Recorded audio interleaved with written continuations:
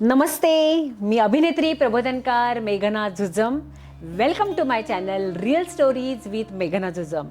सगळ्यांना यामध्ये नेहमी आपण ऐकतो अशाच प्रेरणादायी कथा आपल्याच मैत्रिणींच्या. आज एका मैत्रिणीला आपण अशा भेटणार आहोत जिचं स्वप्न होतं क्रिकेट. मैदानाच्या बाहेर सिक्स मारता मारता केव्हा गाण्याचा सिक्स मारला तिलाच कळलं नाही. केव्हा केव्हा आपली स्वप्न तुटतात, पण ती स्वप्न तुटली म्हणून रडत न बसण्यापेक्षा जिद्दीने पुन्हा जी उभी राहते तीच खरी सखी असते. आणि आज अशीच एक आपली सखी अर्चनाताई सुतार आज आपल्यासोबत आहे आणि तिच्या जीवनपट आज आपण उलगडणार आहोत आपल्या अर्थातच रिअल स्टोरीज विथ मेघना झुजममध्ये. अर्चनाताई, तुझं खूप खूप मनपूर्वक स्वागत या आमच्या कट्ट्यामध्ये. थँक्यू मेघना.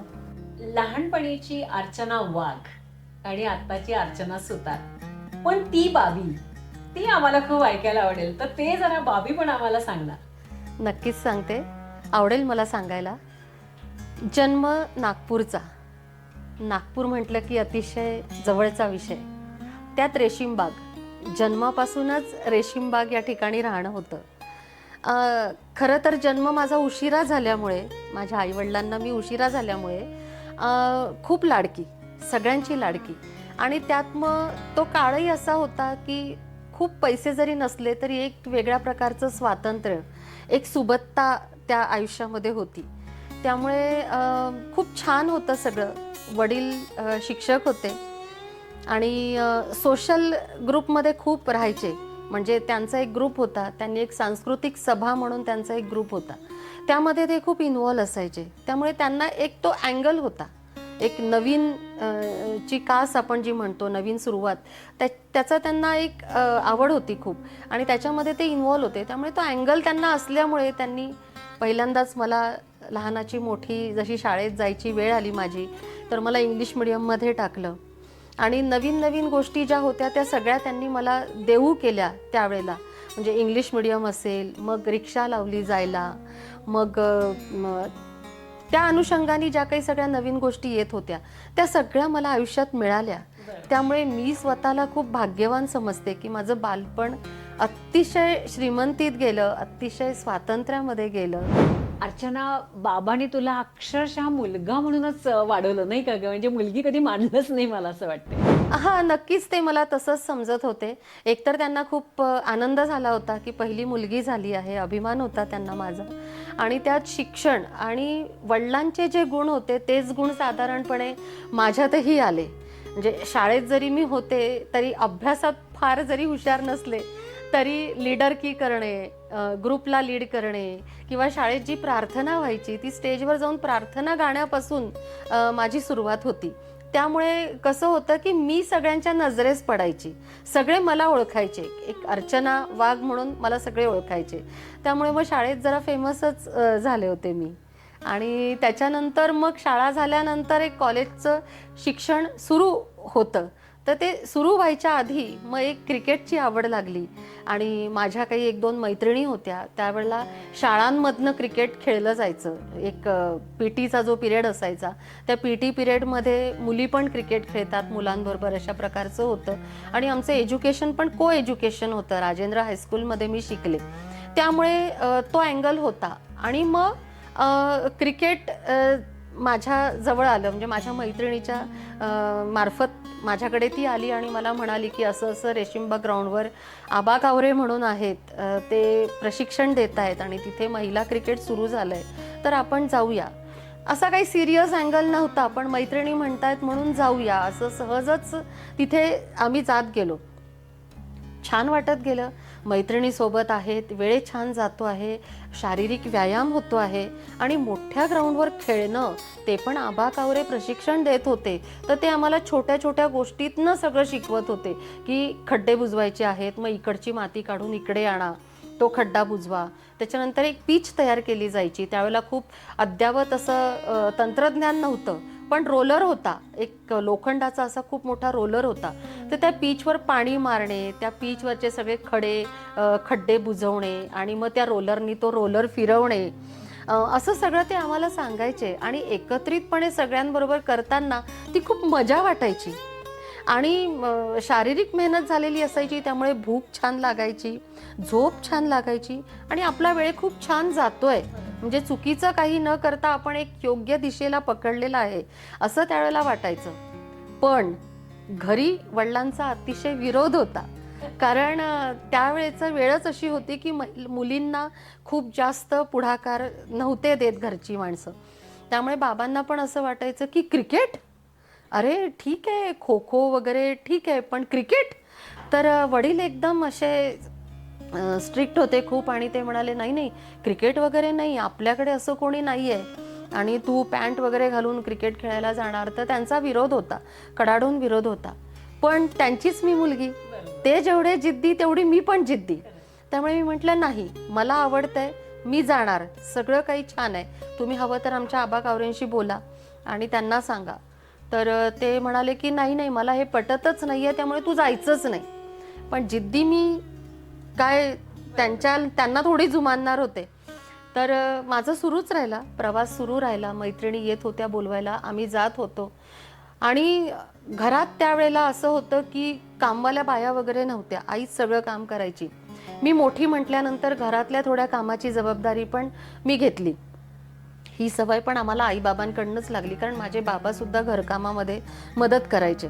तर घरातली झाडझूड करणे, स्वतंत्र घर होतं, त्यामुळे अंगण होतं छान, झाडं होती, विहीर होती घरामध्ये, त्यामुळे त्या विहिरीचं पाणी काढून झाडांना पाणी टाकणे, अंगणात पाणी शिंपडणे, सडा टाकणे आपण ज्याला म्हणतो, तो प्रकार असायचा. घर झाडायचं आणि छान तयार होऊन मग ग्राउंडवर जायचं सकाळी 6:30 वाजता. असा तो एक नित्यक्रम होता आमचा. ते करायचं. मग 9:30ला तिथून खेळून आलं की मग नाश्ता, मग आंघोळ, मग कॉलेजची तयारी, आईचा डबा तयार असायचा, डबा घेऊन मग कॉलेजला जायचं. असा तो परिपाठ आमचा होता. दुपारी आलं की पुन्हा एकदा 3:30ला छान तयार होऊन क्रिकेट खेळायला जायचं, असा आमचा परिपाठ होता. आणि तुझं अर्चना क्रिकेट प्रेम म्हणजे बाप रे. आता बाबी क्रिकेटच्या प्रेमामध्ये पडली आणि खरं तर तो काळ असा होता की मुलींसाठी क्रिकेट म्हणजे क्वेश्चन मार्क होता आणि आता तू क्रिकेटच्या प्रेमामध्ये पडली आहेस, तर ते आम्हाला मात्र ऐकायला आवडेल निश्चितपणे. सुरुवातीपासून तर मी सांगितलेलंच आहे, त्याचप्रमाणे ग्राउंडवर जायला लागलो आणि सगळ्या प्रकारच्या ॲक्टिव्हिटीजमध्ये आम्ही इन्व्हॉल्व होतो. आमचे आबा कावरे अतिशय छान प्रशिक्षक होते. ते आम्हाला खूप प्रेमाने आणि खूप आत्मीयतेने आमच्याकडनं सगळं काम करून घ्यायचे. जसं ग्राउंडवरचे दगडं उचलणे आहे, खड्डे भरणे आहे, त्याच्यानंतर पीचवर पाणी मारणं आहे, रोलर फिरवणं आहे. तर या गोष्टी सुरुवातीला तर अशा खूप छान वाटायला लागल्या, मजा यायची करायला, कारण हे कोणी असं बाहेर करू देत नव्हतं, पण तिथे हक्काने आम्ही करत होतो आणि सगळे मिळून करत होतो, मुलं मुली असं आमचं दोघांचंही मिळून असं ते ग्राउंड होतं. आणि ते सगळं झाल्यानंतर ते आम्हाला पूर्ण मोठ्या ग्राउंडला 5-6 राऊंड मारायला सांगायचे. मग आम्ही धावून आल्यानंतर असा मोठा छान गोल राऊंड करायचा आणि त्याच्यामध्ये ते आमचं सगळं एक्झरसाइज घ्यायचे. त्या एक्झरसाइज झाल्यानंतर ते आम्हाला कॅच प्रॅक्टिस द्यायचे. लेदर बॉल असायचा, लाल रंगाचा असा छान लेदर बॉल असायचा. त्या बॉलने आम्हाला ते छान हाय कॅचेसची प्रॅक्टिस द्यायचे. त्याच्यानंतर फिल्डिंगची प्रॅक्टिस द्यायचे, मग बॅटिंगची प्रॅक्टिस द्यायचे. आणि आम्ही काही छान केलं की ते आमचं खूप कौतुक करायचे की अरे वा वा वा वा, छान अर्चना, मस्त कॅच पकडला, खूप सुंदर, आणि फिल्डिंग खूप सुंदर केली, बॅटिंग खूप छान केली, क्या बात आहे, मस्त स्टान्स घेतलायस. म्हणजे हे जे कौतुक करायचे ना, त्यावेळेला त्याच्यामधली मग आवड वाढत गेली. आणि मैत्रिणी पण खूप छान होत्या. सुहास वैद्य होती तेव्हा माझ्याबरोबर, वनश्री वानखेडे होती, अंजली बुराडे म्हणून होती. ह्या आम्ही अशा 5-6 जणी मिळून सोबत जाणं, सोबत येणं, छान एकत्र खेळणं, असा आमचा तो सुंदर परिपाठ होता. आणि त्यामुळे क्रिकेट खूप आवडू लागलं. पण घरात मात्र विरोध होता. बाबांना असं वाटायचं की नाही नाही, हे क्रिकेट म्हणजे काय, खो खो वगैरे ठीक आहे शाळेत वगैरे खेळली तर, पण क्रिकेट नाही नाही. त्यावेळेला असा तो शब्दसुद्धा प्रचलित नव्हता आणि कुणाला माहीतसुद्धा नव्हता. बाबांचा विरोध होता. पण बाबा जसे जिद्दी होते तशीच मीही जिद्दी होती. तुम्ही जेवढं नाही म्हणाल तेवढं मी जाणार, अशी माझी जिद्द होती. त्यामुळे मी त्यांना म्हटलं की मी जाणार. आणि मला माहिती होतं की मी योग्य वेळ घालवती आहे, कुठेही चुकीचं करत नाहीये. त्यामुळे बाबांना मग मी नंतर कन्व्हिन्स केलं. तर हा असा आमचा छान महिना, 2 महिने, 6 महिने अतिशय छान गेले. आणि आम्ही जातच होतो, रोजचा परिपाठ तोच होता. आणि एक दिवस असं झालं की आबा कवरेंनी आम्हाला सांगितलं की ज्युनियर नॅशनलच्या सिलेक्शन ट्रायल्स आहेत आणि तुम्ही सगळ्या ज्या येताय रोज त्या तुम्ही त्या ट्रायल्समध्ये उतरणार आहात. आम्हाला वाटलं बापरे, एवढा चांगला गेम आहे का आपला उतरण्यासारखा, नाही सिलेक्ट झालो तर काय, अशी थोडीशी मनात भीती होती, पण उत्सुकता पण होती की सिलेक्शन ट्रायल्स म्हणजे काय.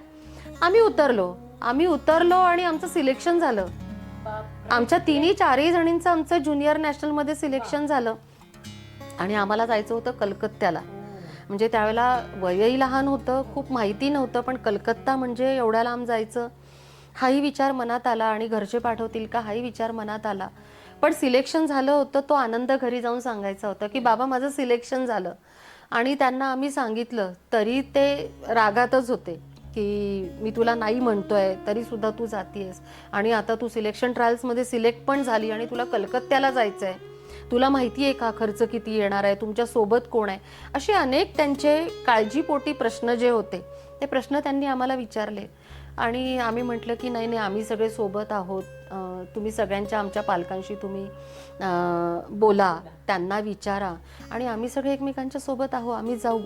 हा विश्वास आम्ही त्यांना त्यावेळेला दाखवला.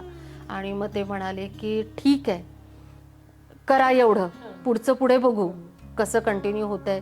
असं त्यांना वाटलं की नाही हे काही कंटिन्यू करणार नाही, पण आम्ही कंटिन्यू केलं. आम्ही कलकत्त्याला ज्युनियर नॅशनलला गेलो आणि तो ट्रेनचा प्रवास, त्या आमच्या सगळ्या जणी एकत्र मैत्रिणी, आम्ही एकटं, पेरेंट्स सोबत नव्हते, आम्ही फक्त आमची टीम गेली होती आणि आम्ही कलकत्त्याला गेलो, तिथे छान खेळलो. एकंदर 6 मॅचेस असायच्या, त्या 6ही मॅचेस आम्ही खेळलो. जिंकलो नाही जिंकलो ती गोष्ट वेगळी आहे, पण आम्ही गेलो कलकत्त्याला. म्हणजे ही पहिली पायरी होती क्रिकेटमधली. तर तो प्रवास आमचा सक्सेस झाला आणि तिकडनं आम्ही सेफली परत आलो. आणि शिवाय असं होतं की त्यावेळेला थोडं क्रिकेटला, महिला क्रिकेटला एक उठाव द्यायचा म्हणून पेपरमध्ये सुद्धा नावं यायची. तर आमचं पेपरमध्येही नाव आलं आणि मग बाबा शिक्षक होते शाळेमध्ये, इतवारी हायस्कूलमध्ये. त्यामुळे शिक्षक असल्यामुळे त्यांच्या शाळेमध्ये पेपर यायचे. तर इतर शिक्षकांनी वाचलं आणि ते म्हणाले की गुरुजी, अर्चना वाघचं नाव आलंय पेपरमध्ये, ज्युनियर नॅशनलला सिलेक्ट झाली आहे. आणि असं सांगितल्यानंतर मग बाबांना वाटलं की आपली मुलगी काहीतरी वेगळं करतीये. हा असा मग हळूहळू एक विश्वास निर्माण होत गेला आणि मग तो विश्वास मी संपादन केला शेवटपर्यंत. मी त्यांना म्हटलं की मी कुठलंही वेडवाकडं पाऊल टाकणार नाही, तुमच्या इच्छेविरुद्ध किंवा तुमचं नाव बदनाम होईल अशा प्रकारची मी कुठली वागणूक करणार नाही. हा माझा पहिला शब्द होता. मला माहिती नाही तो कुठून आला माझ्यामध्ये, पण तो तेव्हा होता आणि तो विश्वास मी आजतागायत पूर्ण करण्याचा आटोकाट प्रयत्न केलाय आणि केलाय पूर्ण, याचा मला पण अभिमान वाटतो. आणि त्यानंतर तू एकदम चॅम्पियन झालीस ग. तर ते जे काही चॅम्पियन झालीस ना, ते जरा प्लीज आम्हाला सांग ना. हा एक नशिबाचा भाग पण म्हणूया की जसं प्रत्येकाच्या नशिबामध्ये काही चांगल्या गोष्टी आणि काही वाईट नाही म्हणणार त्याला आपण, संघर्षाच्या गोष्टी येतात. तर माझा तो पिरियड जो होता तो अतिशय उत्तुंग आपण म्हणूया आणि मला ते लाभत गेलं, मी ते करत गेले, मला लाभत गेलं आणि मी करत गेले. तर ज्युनियर नॅशनल झाल्यानंतर मग आमच्या नागपूर युनिव्हर्सिटीच्या मॅचेस झाल्या. त्याच्यानंतर आम्ही सिनियर नॅशनल्स खेळलो आणि मग हैदराबाद, मग मद्रास अशा ठिकाणी आम्ही जात होतो. आमचं सिलेक्शन होत होतं. आमचा खेळ उत्तरोत्तर चांगला होत होता. आमच्या प्रशिक्षकांचा आमच्यावरचा विश्वास वाढत होता, आमचा त्यांच्यावरचा विश्वास वाढत होता आणि मग गेम छान होत होता. असं ते क्रिकेट आवडत गेलं आणि मग क्रिकेटवर माझं पहिलं प्रेम जे म्हणतो आपण, ते पहिलं प्रेम त्यावर माझं बसलं. आणि तो जो गोल्डन एरा होता की तुझं आणि तुझ्या मैत्रिणीचं सिलेक्शन झालं, तर तो जो काही आनंद होता किंवा तो जो काही क्षण होता तो आम्हाला सगळ्यांना ऐकायला खूप आवडेल. हो, अतिशय रोमांचक असा तो काळ होता. आणि सिनियर नॅशनल आणि नागपूर युनिव्हर्सिटीला रिप्रेझेंट केल्यानंतर आम्हाला एक छोटीशी स्कॉलरशिप डिक्लेअर झाली होती युनिव्हर्सिटीकडनं आणि त्या स्कॉलरशिपचं मला अमाऊंट पण आठवते, 3,200 अशी ती स्कॉलरशिप होती. आणि ती स्कॉलरशिप मिळाल्यानंतर आम्हाला खूपच त्याचा अभिमान वाटला की अरे आपल्याला स्कॉलरशिप मिळाली आहे. आणि ती स्कॉलरशिप आम्ही मिळवली. आणि ते झाल्यानंतर नागपूर युनिव्हर्सिटीकडनं आमच्यातल्या दोघींची नावं ऑल इंडिया कंबाईन युनिव्हर्सिटीसाठी गेली. त्याच्यातली अर्चना वाघ एक म्हणजे मी, आणि सुहास वैद्य म्हणून माझ्याबरोबर एक मैत्रीण होती. तर आम्ही वयात बसत होतो, आम्ही त्या कॅटेगरीमध्ये बसत होतो. जेवढं सिलेक्शन व्हायला पाहिजे होतं, जेवढे गेम्स खेळायला पाहिजे होते तोपर्यंत तेवढ्या मॅचेस आम्ही खेळलो होतो. त्या कॅटेगरीमध्ये ओके बसल्यानंतर ऑल इंडिया कंबाईनला आमचं सिलेक्शन झालं. आता स्कॉलरशिप मिळाली हा एक आनंद होता, आणि कंबाईन युनिव्हर्सिटीसाठी आपलं नाव गेलंय, प्राऊड फिलिंग, तर ते पण एक होतं. पण पुन्हा घरचा प्रश्न होता, कारण स्वातंत्र्य जरी होतं, सुबत्ता जरी होती, तरी मनामध्ये आईवडिलांच्या असा एक विषय होता की मुलगी आहे, मुलीला एकटीला पाठवायचं, मुलीला एवढ्या लांब पाठवायचं, आणि लोक काय म्हणतील हा पहिला प्रश्न त्यावेळेला असायचा. समाज काय म्हणेल हा प्रश्न त्यांना वाटायचा. बरं क्रिकेट खेळली तर मग हिच्याशी लग्न कोणी करेल का, तशाच प्रकारचा मुलगा मिळेल का, या असंख्य प्रश्नांचा जो काही एक गोंधळ होता तो वडिलांच्या आणि आईच्या मनामध्ये होता. साहजिकही होतं त्या काळामध्ये असणं. पण ऑल इंडियाला सिलेक्शन झालं म्हटलं आम्हाला थांबायचं नव्हतं. आम्ही म्हटलं की नाही, आपलं सिलेक्शन ऑल इंडियासाठी झालेलं आहे आणि आपण जायचं. तर माझी मैत्रीण माझ्यापेक्षा खेळात छान होती, पण तरी ती जरा तेवढी बोल्ड नव्हती. जेवढी मी बोल्ड होती बोलायला किंवा पुढे जायला किंवा लिडरशिपला, तेवढी ती नव्हती. मग ती म्हणाली की अर्चना, आधी तू परमिशन काढ तुझ्या आईवडिलांची, मग माझ्या आईवडिलांशी बोलायला तू ये आणि मग आपण करूया. म्हटलं ठीक आहे. ठरल्याप्रमाणे आम्ही बाबांशी बोलायला गेलो आणि बाबांना सांगितलं की बाबा, आत्तापर्यंतचा प्रवास तुम्ही पाहिलाय, पण आता आमचं ऑल इंडियाला सिलेक्शन झालंय आणि त्रिवेंद्रम कोट्टायमला आम्हाला जायचंय. तर त्यावेळेला ते नावही त्यांनी ऐकलं नव्हतं. ते म्हणाले की किती लांब आहे हा प्रवास, काय आहे. तर म्हटलं असं असं आहे. त्यांना सगळं एक्सप्लेन केलं. म्हणजे तुमच्या सोबत कोण आहे. म्हटलं आत्ता तरी या घडीला सोबत कोणी नाही आहे, पण आम्ही एकटं जाणार नाही, आम्ही कोणीतरी सिनियर आमच्याबरोबर घेऊन जाऊ. आणि हा आम्ही विचार तयार केला. मग अलका बडे म्हणून आम्हाला एक सिनियर प्लेयर होती, तिला आम्ही विचारलं की तू आमच्या दोघींबरोबर मॅनेजर म्हणून आमच्यासोबत येशील का सिलेक्शन ट्रायलसाठी.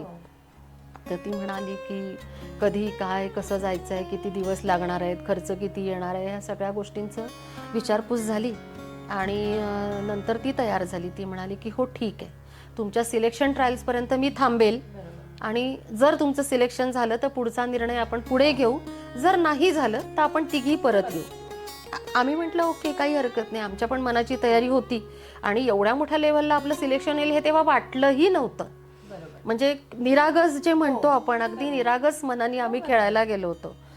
झाली तयारी सगळी, आणि आई बाबा जेवढे कडक होते किंवा जेवढं ते माझ्या या एकटीला पाठवायचं की नाही या विचाराबद्दल ते जरा कन्फ्यूज होते, घाबरत होते, पण तेवढ्याच उत्साहाने त्यांनी माझी तयारी करून दिली.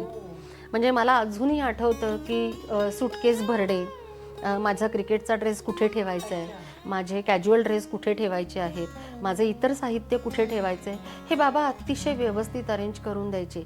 एकीकडे आई चिवडा, शंकरपाळे, जे काही होतं लाडू करून द्यायची की नाही नाही एवढे दिवस चाललेत, खायला काही मिळालं नाही तर काय. म्हणजे एवढं प्रेम आणि एवढी काळजी आई वडिलांची त्यावेळेला होती, आणि मी खूप भाग्यवान म्हणते की असे आई वडील मला लाभलेत. तसं पाहिलं तर सुरुवातीला तुझ्या बाबांचा नकार होता, पण नंतर तुझं जे काही क्रिकेट प्रेम होतं त्यांनी बाबांना हरवलं असं म्हणायला हरकत नाही. आणि आई बाबा दोघंही तुझ्यावरती त्यांनी विश्वास ठेवला आणि तेही क्रिकेटमय झाले. तर त्याबद्दल जरा आम्हाला ऐकायला खूप आवडेल. वडील शिक्षक होते, घर बांधलेलं होतं, त्यामुळे पगार एवढा नव्हता. फक्त त्यांच्या पगारामध्ये इतर घराचं जे काही देणं होतं ते व्हायचं आणि घरातला किराणा भागायचा. याची मला पूर्ण जाणीव होती की आपले आईवडील आपल्याला खूप पैसे नाही देऊ शकत, तर आम्ही आमच्या गरजा तेवढ्या मर्यादित ठेवल्या होत्या. पण तरी त्यांनी मला तेवढं लांब जाण्यासाठी एक 500,000 रुपये त्यावेळेला दिले होते, आणि ते आम्ही खूप जपून वापरले, जपून ठेवले, आणि आमचा प्रवास सुरू झाला. आम्ही त्रिवेंद्रमला ज्या दिशेने निघालो तो 3 दिवसाचा प्रवास होता, जवळजवळ 36 तासाचा तो प्रवास होता. आणि त्रिवेंद्रमची गाडी म्हटल्यानंतर त्याच्यामध्ये महाराष्ट्रातली आणि मराठी बोलणारी लोक फार कमी, आणि सगळी तिकडची केरळी किंवा तमिळ बोलणारी सगळी लोक. आम्ही बसलो, आमचं आरक्षण होतं ट्रेनमध्ये, त्यामुळे आम्हाला आमची जागा मिळाली. आम्ही बसलो, आमचा प्रवास सुरू झाला आणि थोडंसं आम्ही सेटल झालो प्रवासामध्ये. आणि मग समोर बर्थवर बसलेल्या लोकांशी आमची ओळख झाली. त्यांनी आम्हाला विचारलं, आम्ही त्यांना विचारलं. माझं शिक्षण इंग्लिश मिडियममध्ये असल्यामुळे मला त्या गोष्टीचा खूप फायदा झाला की थोडं का होईना मी इंग्रजीमध्ये त्यांच्याशी संभाषण करून त्यांना विचारत होते. त्यांचं मला कळत होतं, माझं त्यांना कळत होतं. अशा ह्याच्यातनं आमचं संभाषण सुरू झालं. आणि एक दिवस गेला, दुसरा दिवस सुरू झाला, दुसरा दिवस अर्धा गेला, आणि मग आमची ओळख एका समोरच्या फुटबॉल कोचशी झाली. ते पण त्यांची टीम घेऊन तिकडे निघाले होते. त्यांच्याशी आमची ओळख झाली. आणि मग त्यांनी आम्हाला सगळं विचारलं. आम्ही त्यांना सांगितलं की त्रिवेंद्रम युनिव्हर्सिटीमध्ये आमचं असं असं सिलेक्शन ट्रायल्स आहेत, कोट्टायमला आमच्या मॅचेस आहेत, आणि त्या ट्रायलसाठी आम्ही इथून निघालो आहेत नागपूरवरनं. आमच्या दोघींचं सिलेक्शन झालं आहे आणि आम्ही निघालो आहे. तर हे त्यांना सांगितल्यानंतर त्यांनी खूप अभिनंदन केलं की तुम्ही मुलीच आहात आणि तुमचं सिलेक्शन झालं आहे, खूप खूप अभिनंदन. थोडं जपून वागा, कारण तुम्ही नवीन शहरात चाललेले आहात, भाषेचा खूप मोठा प्रश्न आहे, त्यामुळे तुम्ही तुमच्यापुरतं व्यवस्थित सर्वाईव्ह करू शकाल तिथे, अशा पद्धतीने तुम्ही तुमचं आचरण ठेवा. म्हटलं हो, आम्हाला खूप आवडलं. आणि त्यांचं बोलणं एक आश्वस्त वाटलं, कारण नवीन व्यक्ती असं बोलत नाही. ज्यांना काळजी वाटते, जे मनाने चांगले असतात, ते लोक असं बोलतात, आणि ते कुठेतरी मनाला भावलं. आणि आम्हाला थोडासा आमचा विश्वास वाढला की अरे आपल्याबरोबर कोणीतरी चांगलं आहे.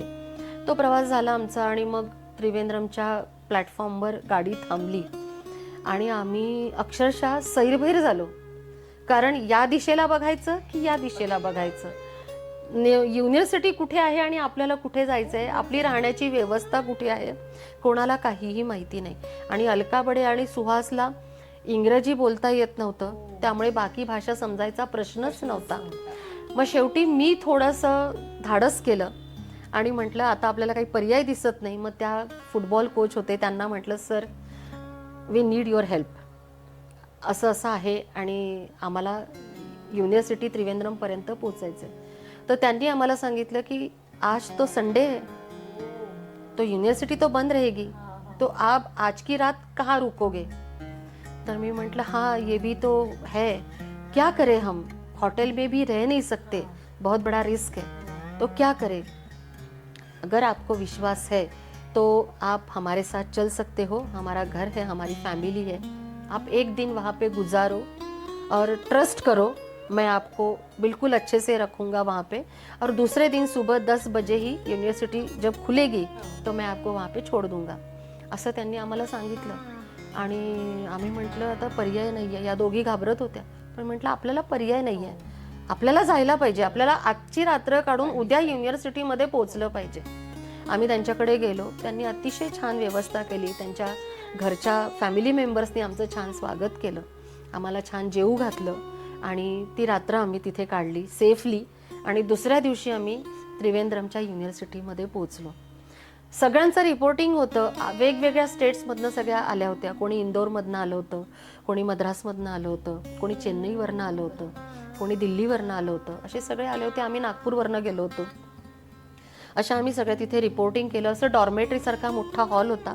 आमचं बेडिंग आणि लगेज ठेवलं आम्ही, आणि जसं त्यांनी आम्हाला क्रमाक्रमाने बोलवलं तसं तसं आम्ही तिथल्या युनिव्हर्सिटीच्या डीनला भेटायला गेलो. सगळ्यांचं एक एक झालं आणि सगळेजण परतत होते. आमच्या दोघींचा नंबर आला आणि आम्ही दोघी आतमध्ये गेलो. तर त्या डीन सरांनी आम्हाला एवढं फायर केलं, कारण त्यांना कळालं की यांची ट्रेन काल आली आहे, युनिव्हर्सिटी तर बंद होती, मग या काल संध्याकाळपासून रात्रभर थांबल्या कुठे, हा त्यांचा प्रश्न होता. आणि मग त्यांनी आम्हाला खूप फायर केलं की मला अजूनही त्यांचा शब्द आठवतो आणि अंगावर काटा येतो. अभी अंडे से निकली नहीं, इतनी हिम्मत बढ़ गई, कहाँ रुके तुम लोग, पता है एक अकेली लड़की तुम दोनों कैसे रहते हो, क्या हो सकता है, इसका कभी आपने सोचा है. आणि आम्हाला गळगळ डोळ्यातनं अश्रू व्हायला लागले. माझी मैत्रीण थरथर कापायला लागली. मग मी हिम्मत करून त्यांना सांगितलं, म्हटलं सर ऐसा नहीं है, नागपुर से जब हम निकले तो ये जो ट्रेन है ये सिर्फ हफ्ते में 3 बार ही थी। अगर हम ये ट्रेन कैंसिल कर देते तो अगली ट्रेन जो थी वो हमको सिलेक्शन ट्रायल्स तक नहीं पहुंचा सकती थी, इसलिए हमने एक दिन पहले की ट्रेन पकड़ी और हम लोग पहुंच गए। और ये सर हमारे साथ थे, मी त्यांना बोलवलं, ये सर हमारे साथ थे, इन्होंने हमको बहुत अच्छे से रखा, एक विश्वास दिया, ट्रस्ट किया, हमने भी उनको ट्रस्ट किया। करना जरूरी था, क्या करते हम, हॉटेल में तो रुक नहीं सकते थे, हे त्यांना पटलं। आणि मग ते म्हणले की ठीक है, अगली बार ऐसा नहीं होना चाहिए, यहाँ के नियम बहुत सख्त है और उस डिसिप्लिन के साथ ही आपको रहना पडेगा। आम्ही त्यांना सॉरी म्हटलं आणि मागे फिरलो आणि हुश केलं, श्वास सोडला आणि म्हटलं चला एक स्टेप आपण पार केलेली आहे। आणि तो दिवस आमचा तसा खूप छान गेला। रात्रीचं जेवण, प्रत्येक वेगवेगळ्या स्टेट्समधनं आलेल्या मुलींशी ओळख आणि दुसऱ्या दिवशी सिलेक्शन ट्रायलचा दिवस उगवला। आम्ही पहाटे उठलो, आम्हाला जे इन्स्ट्रक्शन्स दिले गेले होते त्या इन्स्ट्रक्शन्स प्रमाणे आम्ही तयार झालो। मस्त व्हाईट क्रिकेटचा ड्रेस, आमच्याजवळची किट, आमची बॅट, हे सगळं घेऊन आम्ही ग्राउंडवर उतरलो आणि अतिशय प्रसन्न, अतिशय सुंदर तो सूर्य उदय, सूर्याची किरणं, ते ग्राउंडवरचं लॉन, आम्हाला असं वाटायला लागलं की आम्ही अक्षरशः स्वर्गात पोहोचलोय। ती शान वेगळी असते आणि तो उत्साह वेगळा होता। आणि तरी मनामध्ये कुठेतरी धाकधूक होती की ह्या सगळ्या एवढ्या बलाढ्य दिसत आहेत, दिल्लीच्या, चेन्नईच्या म्हटल्यानंतर अशा छान स्ट्रॉंग दिसत आहेत, आपला इथे कुठे निभाव लागेल हे आम्हाला वाटायचं। आणि आम्ही सिलेक्शन ट्रायल्सला गेलो आणि त्यांनी ज्याप्रमाणे सूची केली होती, म्हणजे एक त्यांनी लिस्ट केली होती, त्या लिस्टप्रमाणे त्यांनी प्रत्येकाला आपकी बॅटिंग है, अभी आपकी बॉलिंग है, आप फील्डिंग के लिए वहाँ पर रुकिए, हे आमच्या सगळ्या पोझिशन्स त्यांनी फिक्स केल्या आणि प्रत्येकाचा क्रम आला। आमचा क्रम आल्यानंतर मी सुहासला म्हटलं, सुहास ऑल द बेस्ट, छान तुझं परफॉर्मन्स दे, तुझं सिलेक्शन झालं पाहिजे। ती पहिल्यांदा गेली, तिची बॅटिंग झाली, तिला टाळ्या वाजल्या आणि कोचनी आमच्या त्यांना तिचं अभिनंदन केलं।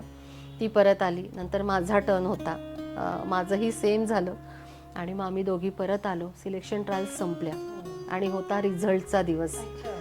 त्या रिझल्टसाठी मग आम्ही श्वास रोखून थांबलो होतो की आता काय, आता काय। आणि ज्या वेळेला त्या सिलेक्शन ट्रायल्सचा रिझल्ट बाहेर आला, एक एक नाव आणि आमचं नाव पुकारलं गेलं आणि आमच्या कानावर विश्वास बसेना, आपलं नाव घेतलंय। सुहास मला म्हणाली की अर्चना ऐकलंस का, सुहास वैद्य म्हटलंय त्यांनी, तू ऐकलंस का, अर्चना वाघ म्हटलंय त्यांनी। म्हटलं अरे हो, आणि आनंदाने आमच्या म्हणजे गगनात आमचा आनंद मावत नव्हता। आमच्याबरोबर जी अलका बडे म्हणून मॅनेजर आली होती, तिलाही खूप आनंद झाला आणि आमच्या डोळ्यातनं अक्षरशः आनंदाश्रू व्हायला लागले आणि मग तो उत्साह आमचा खूप वेगळा होता। आता ही दुसरी स्टेप आम्ही पार केली होती। आता तिसरा प्रश्न आमच्याजवळ असा होता की जी आमच्याबरोबर मॅनेजर म्हणून आली होती तिला आम्हाला परत पाठवायचं होतं, सिलेक्शन झालेलं होतं आणि आम्हाला आता महिनाभर तिथे राहायचं होतं। हा आमचा अजून एक मोठा टास्क होता आणि त्यावेळेला फोन नव्हते, त्यामुळे त्यांनीच आम्हाला सांगितलं की जे तिथे मॅनेजर कोच होते त्यांनी सांगितलं कि पास ही पोस्ट ऑफिस है, पोस्ट ऑफिस में जाके आप टेलीग्राम कर सकते हो। तिथे आम्ही गेलो आणि आम्ही तिथे टेलीग्राम केला आणि टेलीग्राम ते छोटंसं कार्ड असायचं आणि त्या कार्डमध्ये फक्त 1-2 वाक्य लिहायला जागा असायची। मग तिथे आम्ही फक्त एवढं लिहिलं की वी आर सिलेक्टेड, काही नाही, वी आर सिलेक्टेड असं फक्त लिहिलं आम्ही आणि तो टेलिग्राम नागपूरला पोहोचला। नागपूरला तो टेलिग्राम पोहोचल्याबरोबर काय जल्लोष की तिथे द हितवाद पेपर होता, त्या हितवाद पेपरमध्ये आमचा फोटो, आमचं नाव की संयुक्त विद्यापीठासाठी या दोघींचं सिलेक्शन झालेलं आहे, ऑल इंडिया कंबाईन युनिव्हर्सिटीसाठी या दोघींचं सिलेक्शन झालेलं आहे आणि या दोघी आता इंडियन क्रिकेटमध्ये खेळणार आहेत, अशा प्रकारची आमची नावं डिक्लेअर झाली तिथे। आणि मग माझ्या बाबांचा म्हणजे आमच्या दोघींच्याही पॅरेंट्सचा आनंद आणि अभिमान कुठे मावत नव्हता। लोक येऊन त्यांचं अभिनंदन करायचे, शाळेतनं आमच्या कॉलेजमधनं त्यांना अभिनंदनपर त्यांना बोलवलं गेलं, त्यांचं अभिनंदन केलं गेलं। आणि इकडे मात्र आमची घोडदौड सुरू झाली। 1 महिनाभर आमच्या तिथे प्रॅक्टिस सेशन इतके कडक असायचे की पहाटे 5ला उठायचं, 5ला उठून प्रातःविधी आटोपून 5:30 ते 6 पर्यंत तुम्हाला सगळं तयार होऊन ग्राउंडवर हजर राहायला असायचं. 1 मिनिट जरी उशीर झाला तरी तुम्हाला पनिशमेंट मिळायची आणि ती पनिशमेंट अशी असायची की 10 राऊंड मारून या, ही ती पनिशमेंट असायची. त्यामुळे ती पनिशमेंट चुकवण्यासाठी आम्ही वेळेत तिथे हजर राहायचो. 10 वाजेपर्यंत आमचं अतिशय सुंदर तिथे प्रशिक्षण व्हायचं. खूप सुंदर आम्हाला ते टिप्स द्यायचे, शिकवायचे. त्याच्यानंतर आमचा ब्रेकफास्ट असायचा, अतिशय डिसिप्लिनमध्ये हेवी ब्रेकफास्ट असायचा. दलिया असायचं, दूध असायचं, बॉइल्ड एग असायचे. अशा प्रकारचा हेवी आणि छान हेल्दी नाश्ता आम्हाला असायचा. ते झाल्यानंतर रूमवर गेल्यानंतर आमची आंघोळ आणि थोडंसं रेस्ट आणि मग जेवण. आणि जेवण झाल्यानंतर लगेच 3:30 वाजता परफेक्ट पुन्हा एकदा ग्राउंड. म्हणजे आम्हाला कुठलाच विचार करायचं अजिबातच वेळच नव्हता. आणि मग रात्री मात्र झोपल्यानंतर घरच्यांची आठवण यायची, कारण कधीच त्यांच्यापासून लांब गेलो नाहीये आणि पहिल्यांदा एवढ्या लांब आलो आहे. मग आम्ही दोघी बिलगून एकमेकींना झोपायचो आणि एकमेकींना खूप आधार द्यायचो. कधी हातपाय दुखायचे, कधी पाठ दुखायची, कधी लागलेलं असायचं हाताला, बॉल लागलेला असायचा. अशा छोट्या छोट्या गोष्टी व्हायच्या, पण आम्ही दोघी त्याच्यात एकमेकींची काळजी घ्यायला शिकलो. एकमेकींचीच नाही तर इतर स्टेट्समधले आलेल्या मुलींची पण बोलून काळजी घेणं, काळजी स्वतःची करून घेणं आणि त्यांची पण काळजी घेणं, या गोष्टी आमच्या सुरू झाल्या. आणि त्याच्यातनं आम्ही ही गोष्ट खूप छान शिकलो की कोणीही असू दे, जात कुठली असू दे, कोणी कुठूनही आलेलं असू दे, आपल्याला कसं त्यांच्याबरोबर मिळून मिसळून राहायचंय, कसं आपल्याला त्यांच्यामध्ये छान राहायचंय, ही गोष्ट आम्ही तिथून शिकलो. आणि हा सुंदर प्रवास आमचा झाला. खूप सुंदर अनुभव होता. जो ज्युनियर नॅशनल्स खेळलो होतो, सिनियर नॅशनल खेळलो होतो, पण त्या सगळ्यांपेक्षा हा अनुभव खूप वेगळा होता, कारण टीममध्ये खेळत होतो आणि टीमच्या अंडर म्हणजे 11च्या अंडर आम्ही खेळत होतो. आणि 6 मॅचेस आमच्या कोट्टायमला झाल्या. आमची कॅप्टन होती मिनोती देसाई म्हणून, जी इंदोरची होती. अतिशय बोल्ड आणि अतिशय हुशार होती ती खूपच. आणि तिची वागणूक खूप छान होती. मैत्री आमची खूप सुंदर झाली तिच्याबरोबर. आणि त्या 6ही मॅचेस आम्ही जिंकलो आणि 6ही मॅचेसमध्ये आम्ही चॅम्पियन ठरलो. मग चॅम्पियन टीम म्हणून ऑल इंडिया कंबाईन युनिव्हर्सिटीचं अतिशय जल्लोषात स्वागत झालं. आणि त्या ठिकाणी मला अजूनही आठवतं, व्हाईस ॲडमिरल हिरानंदानी म्हणून आम्हाला फेलिसिटेट करायला आले होते. आणि त्यांच्या हस्ते मग आम्हाला ट्रॉफी, सर्टिफिकेट्स आणि इतर काही गिफ्ट्स दिले गेले, ज्याच्याबरोबर आम्हाला एकसारखे ट्रॅकसूटसुद्धा दिले गेले, की जे पूर्वी खेळताना आम्हाला थोडंसं ॲडजस्टमेंट करत गरिबीमध्ये आम्ही वापरत होतो, पण आता मात्र आम्हाला एक स्टँडर्ड ट्रॅकसूटसुद्धा मिळाले होते. तर तो एक प्राऊड फील होता. आणि त्याच्यानंतर त्यांनी तिथे कॅम्प फायर म्हणून कार्यक्रम घेतला आणि त्या ठिकाणी मला गाणं म्हणायला त्यांनी हे केलं. लहानपणापासून गाण्याची आवड होती आणि थोडं माहिती होतं, ट्रेनमध्ये वगैरे गात होते. तर त्यांनी सांगितलं की हे हमारी अर्चना है, ये बहुत अच्छा गाती है. त्यांनी सांगितलं की गाणं म्हणा. एवढं काही कळत नव्हतं कुठलं गाणं सिलेक्ट करावं काय, पण लता दीदींचं यूं हसरतों के दाग मोहब्बत में धोलिये त्यावेळेला गाणं म्हटलं होतं. आणि आम्हाला सगळ्यांना आवडेल की तू त्या फायर कॅम्पमध्ये नेमकं कुठलं गाणं गायलं होतं. नक्कीच, काही हरकत नाही म्हणायला. सॅड सॉन्ग होतं, अर्थ कळत नव्हता, पण ते गाणं मनापासून भावत होतं खूप आणि म्हणून मी ते गाणं म्हटलं. तर जस्ट एक सुरुवातीच्या 2 लाईन फक्त म्हणते. यूं हसरतों के दाग मोहब्बत में धो लिए, खुद दिल से दिल की बात कही और रो लिए, यूं हसरतों के दाग. अगदी फेमस झाली. गाणं म्हटलं की सगळेजण मग अर्चनाला ओळखायला लागले. आणि असा हा सुंदर प्रवास, आयुष्यातला पहिला टर्निंग पॉइंट आणि आयुष्याला एक झळाळी देणारा टर्निंग पॉइंट ठरला. हे मी कधीच विसरू शकणार नाही. बरोबर. आणि एकदाची तुझी ट्रेन नागपूरमध्ये पोहोचली. नागपूरमध्ये पोहोचल्याबरोबर काय वाटलं तुला, म्हणजे काय क्षण होता ग तो? नागपूरमध्ये पाऊल ठेवल्यानंतर आम्ही आदल्या दिवशी काहीतरी 2-2:30 वाजता ट्रेननी पोहोचलो. आणि ऑलरेडी घरी बातम्या गेल्या होत्या की मॅचेस झालेल्या आहेत, जिंकलेले आहेत आणि आता उद्याच्या ट्रेननी परत येणार आहेत हे जेव्हा सगळ्यांना घरी कळालं त्यावेळेला सगळीकडे सांगितलं गेलं की उद्या अर्चना परत येणार आहे, उद्या सुहास परत येणार आहे. आणि जवळजवळ 50-60 लोक म्हणजे तिच्या आणि माझ्या फॅमिलीमधनं ट्रेनच्या तिथे प्लॅटफॉर्मवर उभे होते 2:30 वाजता आणि पुष्पगुच्छ घेऊन, हार घेऊन त्यांनी आमचं स्वागत केलं. आम्ही ट्रेनमधनं उतरतोय आणि असा तो घोळका आम्हाला समोर दिसतोय आणि सगळ्यांनी आमच्या गळ्यात हार टाकले, आम्हाला आलिंगन दिलं आणि आईबाबांच्या आणि आमच्याही डोळ्यात न कळतपणे अश्रू तरळले की ते आनंद अश्रू होते. आणि माहिती नव्हतं की हा प्रवास इथपर्यंत येणार आहे.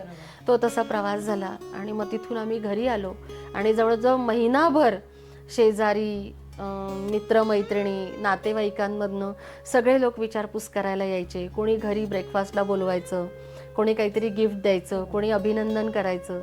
असा तो कौतुकाचा वर्षाव आम्ही खूप सुंदर अनुभवला. असा तो क्षण होता. आणि मग काय ग, तुम्ही आलात म्हणजे अक्षरशः दिवाळीच घरी, हो की नाही?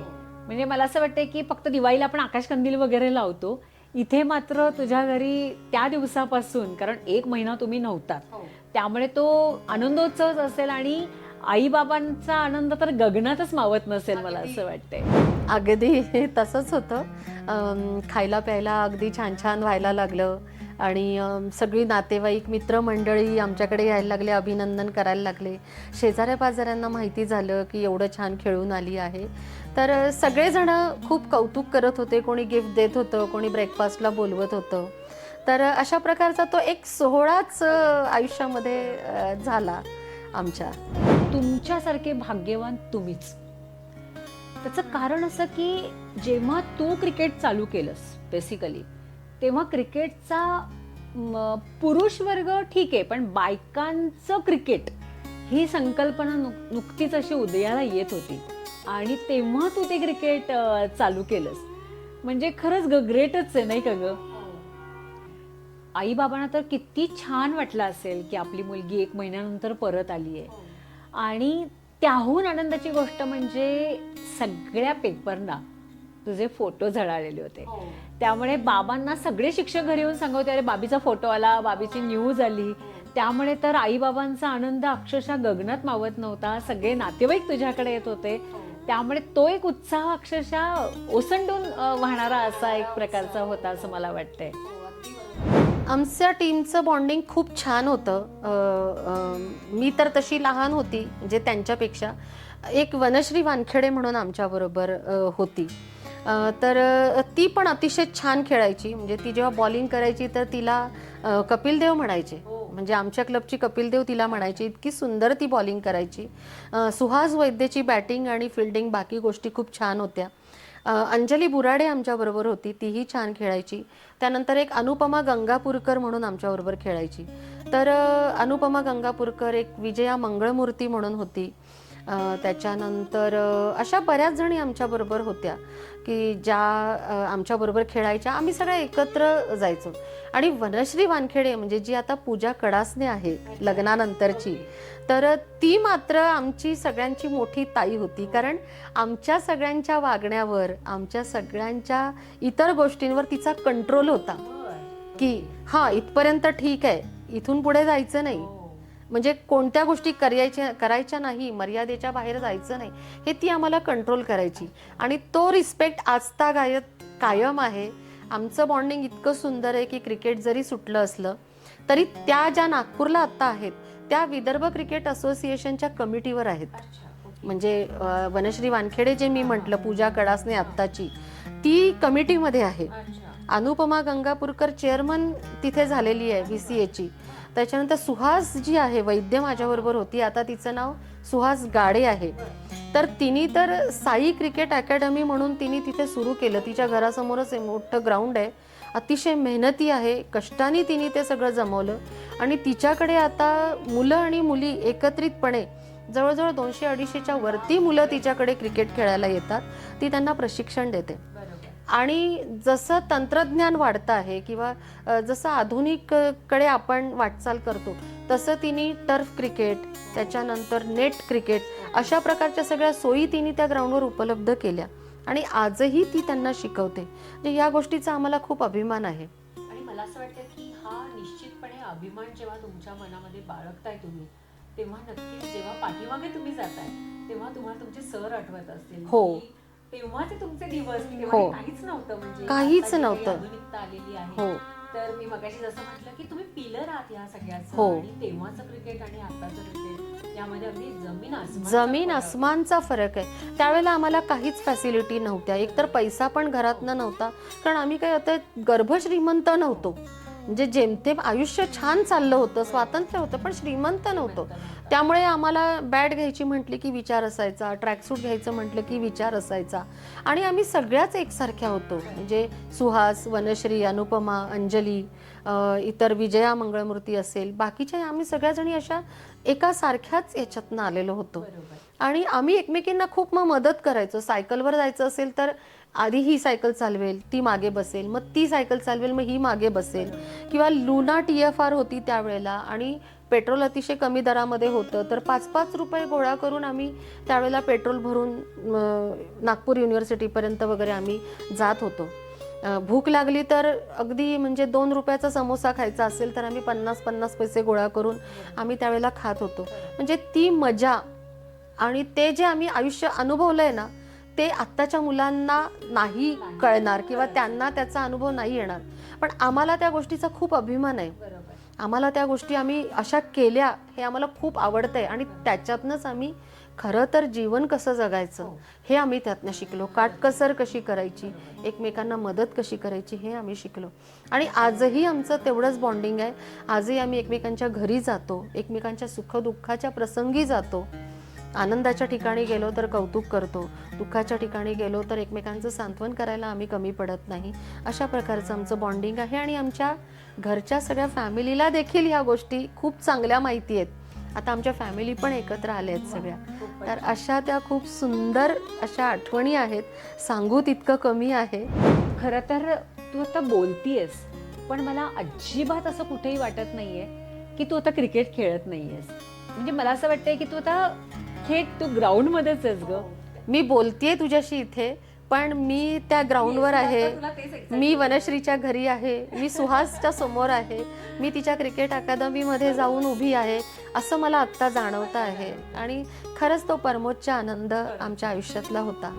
क्रिकेट हे खरं तर तुझं स्वप्न होतं, खूप कष्ट घेतलेस त्याच्यासाठी. आणि अचानक तुला नागपूरवरून फोन आला की तुला पेन्शन सुरू झाली. काय ग, तो काय किस्सा होता आणि तुला कसं वाटलं असेल? म्हणजे मी कल्पनाही करू शकत नाही की लहानपणी आपण जे क्रिकेट खेळलंय, ज्यासाठी कष्ट घेतलेत, आणि आज अचानक आपल्याला फोन येतोय की तुम्हाला पेन्शन सुरू झाली. तो प्रसंग मला जरा सांग ना प्लीज. पहिल्यांदा तर विश्वासच बसला नाही की असं काही होऊ शकतं. कारण खेळलो आणि सोडून दिलं. कारण त्या जे काही पेपरची कात्रणं होती, फोटो होते, मेडल्स होते, ते तिकडनं इकडे आणले होते लग्नानंतर, पण ते तसेच ठेवले गेले की काय आता ह्याला काय किंमत आहे दुसरी, फक्त एक आठवणी म्हणून तो ठेवा, आपण ठेवलाय असं तेव्हा वाटायचं. पण ज्या वेळेला कळालं की नागपूरवरनं फोन आला माझ्या मैत्रिणींचा, तर त्यांनी सांगितलं की तुझे सर्टिफिकेट्स कुठे आहेत, तर तू ते सगळे गोळा कर. आणि एक फॉर्मॅट दिला होता त्यांनी, त्या फॉर्मॅटमध्ये सगळी माहिती भर आणि सर्टिफिकेट स्कॅन करून नागपूरला पाठवून दे असं सांगितलं. त्यावेळेला एकच धांदल आणि गडबड उडाली, कारण कुठे ठेवलंय सगळं हे बघण्यापासून सगळी तयारी होती. ते सगळं बघितलं, सर्टिफिकेट्स एकत्र केले, मुलांची मदत घेतली, स्कॅन करून सगळी माहिती पाठवली. आणि मग विचारलं की का ग, हे का मागितलंय? तर म्हणे नाही तू थांब जरा, फक्त तू माहिती सगळी पाठवून दे. आणि मग तोपर्यंत माहिती नव्हतं की कशासाठी मागतायत वगैरे. आणि मग ज्योती थत्ते म्हणून आमच्या टीममध्ये होती, मेधा बुट्टी म्हणून होती, शुभांगी लेले म्हणून होती, त्याच्यानंतर सुशीला चिनैया म्हणून होती, अर्चना देव होती तिकडच्या आमच्या पलीकडच्या ग्रुपमध्ये. तर ह्या सगळ्या पण एकत्र होत्या.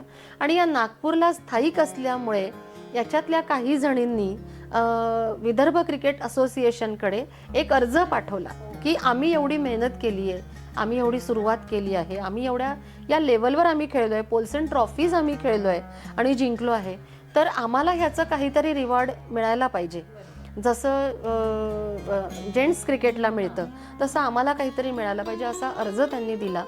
आणि तो अर्ज आमचा तिथे सँक्शन झाला. आणि मला वाटतं डिसेंबर 2021चा तो काळ असेल की डिसेंबरच्या शेवटी म्हणजे 28, 29, 30 तारखेला एकदम बातमी आली की पेन्शन सँक्शन झालेली आहे. आणि आई वडील होते माझे तेव्हा, तर त्यांना सांगितलं तर अतिशय त्यांना आनंद झाला की बापरे, खरंच म्हणजे काय म्हणतो ते सार्थक झालं. आणि तुझ्या नवऱ्यालाही तुझं फार कौतुक हो. वाटलं आणि तो तुला म्हणाला की खूप. काय बाबी तू आज जिंकली. आज जिंकलीस आणि तू. मला असं वाटतं की खऱ्या अर्थाने तू त्या दिवशी जिंकली. खऱ्या अर्थाने मी त्या दिवशी जिंकली. आणि जे काही योगदान दिलं होतं, जे काही आम्ही डीपली आमचं डेडिकेशन दिलं होतं त्या गोष्टींसाठी, त्याचा हा खरा तर रिवॉर्ड आहे.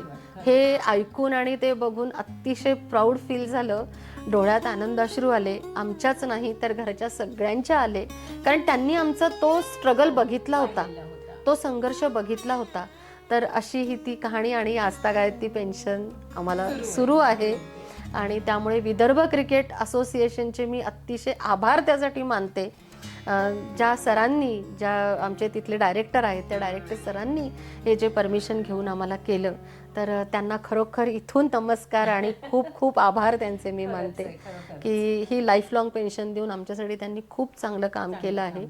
काही महिलांना खरोखर या पेन्शनचा घरामध्ये अतिशय छान उपयोग होतोय, त्यांच्या संसारासाठी, त्यांच्या भविष्यासाठी चांगला उपयोग होतोय.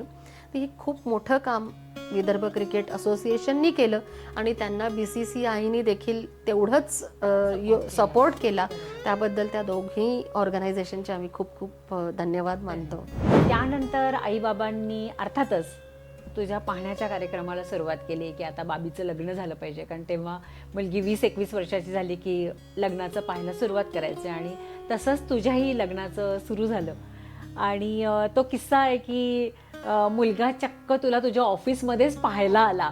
तर तुझे कांदे पोहे कसे झाले ते जरा आम्हाला प्लीज सांग ना. तो काळही तसाच होता. आज मुलींना खूपच म्हणजे स्वातंत्र्य दिलं गेलं आहे की तुम्हाला हवं तेव्हा तुम्ही लग्न करा. पण तो काळ असा होता की 20-21ची मुलगी झाली आणि ग्रॅज्युएशन झालं की चला मुलं बघायला सुरुवात करा. आणि माझ्या बाबांनी पण तशीच सुरुवात केली की आता बघायला पाहिजे. त्यांचे मित्र होते, त्यांनी पण त्यांना बरंच असं सांगितलं माझं क्रिकेट वगैरे बघून किंवा माझ्या कॉलेजचं जे काही एक हे होतं, वलय होतं, ते बघून की हिला तुम्ही विदर्भात देऊ नका, हिला तुम्ही मुंबई पुण्याकडेच द्या. आणि त्या विचाराने मग माझे बाबा आणि त्यांचे मित्र हे दोघंही जण पुण्या मुंबईकडे मुलं शोधण्यासाठी निघालेत. आणि माझे वडील हिंदी राष्ट्रभाषा पंडित जे आहे त्याचे आजन्म सभासद होते, त्यामुळे त्यांना ते पुढं माहिती होतं, राष्ट्रभाषा सभा कुठे आहे ते माहिती होतं, ऑफिस माहिती होतं. तर ते तिथे आले आणि त्यांनी पुण्याचे जे काही स्थळांची माहिती त्यांच्याकडे होती ती त्यांनी बघायला सुरुवात केली. आणि एक स्थळ म्हणजे जे आत्ता माझं लग्न झालं आहे सांगवीमध्ये पोहोचले विवेक सुतार यांच्याकडे. आणि तिथे त्यांनी गेल्यानंतर त्यांचे मित्र म्हणजे बाबांचे मित्र आणि ते गेल्यानंतर तिथे बसले, भेटले. माझ्या सासूबाई पण शिक्षिका होत्या, त्यामुळे त्या दोघांच्या विचारांमध्ये आणि याच्यामध्ये खूप साम्य होतं आणि छान त्यांचं तिथे स्वागत झालं. त्यावेळेला हे घरी नव्हते, म्हणजे विवेक घरी नव्हते, आई होत्या. आणि आईने त्यांचं स्वागत केलं, काय नाश्ता चहा पाणी झालं. आणि यांचा फोटो होता काहीतरी फ्रीजवर ठेवलेला, तो फोटो यांनी माझ्या बाबांनी बघितला आणि म्हणे की नाही छान आहे मुलगा आणि मेकॅनिकल इंजिनियर आहे, गव्हर्नमेंट जॉब आहे. आणि तसा एकुलता एक आहे, कारण मोठी बहीण आहे पण तिचं लग्न झालेलं आहे, त्यामुळे तो प्रश्न येत नाही. आई आणि मुलगा दोघंच जण होते. आमचे दादा म्हणजे माझे सासरे साधारण एक 5-7 वर्षाआधीच ते आम्हाला सोडून गेले होते. तर आई आणि मुलगा आहे म्हटल्यानंतर मग बाबांना ते स्थळ आवडलं आणि ते सगळी माहिती घेऊन आणि यांचा फोटो घेऊन नागपूरला आले आणि म्हणाले की असं असं स्थळ आहे आणि मला आवडलं आहे, सगळं स्वतःचं घर आहे, सगळं छान आहे, तर आपण विचार करायला हरकत नाही. तर आता या शब्दावर आपण काही बोलू शकत नाही, म्हणजे जे आपले घरचे आईवडील बघतील तेच सगळा निर्णय घेतील, त्याच्यात आपल्याला काही कळत नाही. म्हणून मग त्यांनी तो निर्णय घेतला आणि मी म्हटलं ठीक आहे, ओके असं म्हटलं. आणि मग काहीतरी मला असं वाटतं डिसेंबरमध्ये माझी नणंद आणि तिचे मिस्टर मला बघायला आले पहिल्यांदा.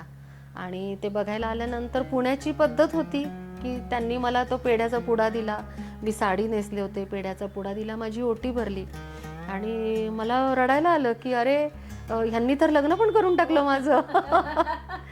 तर मग माझ्या नणंदबाई मला म्हटल्या, ताई मला म्हणाल्या की अगं नाही तसं नाही म्हणे, ही पद्धत असते, मुलीला बघितल्यानंतर पेढ्याचा पुडा दिला जातो, ओटी भरली जाते म्हणे, तू तसं काही समजू नको, अजून माझा भाऊ तुला बघायला येईल, मग तुमची भेट होईल आणि नंतर आपण पुढे विचार करू, पण आम्हाला तू पसंत आहेस.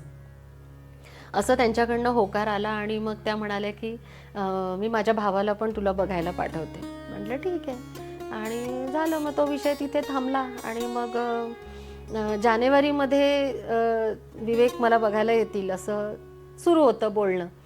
आणि त्यांना काही सुट्टी मिळत नव्हती, मुंबईला जॉबला होते त्यामुळे सुट्टी मिळत नव्हती.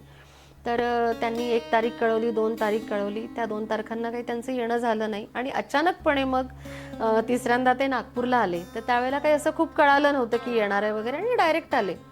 आणि ग्रॅज्युएशन झाल्यानंतर माझ्याकडे थोडा वेळ होता, क्रिकेट थोडंसं थांबलेलं होतं.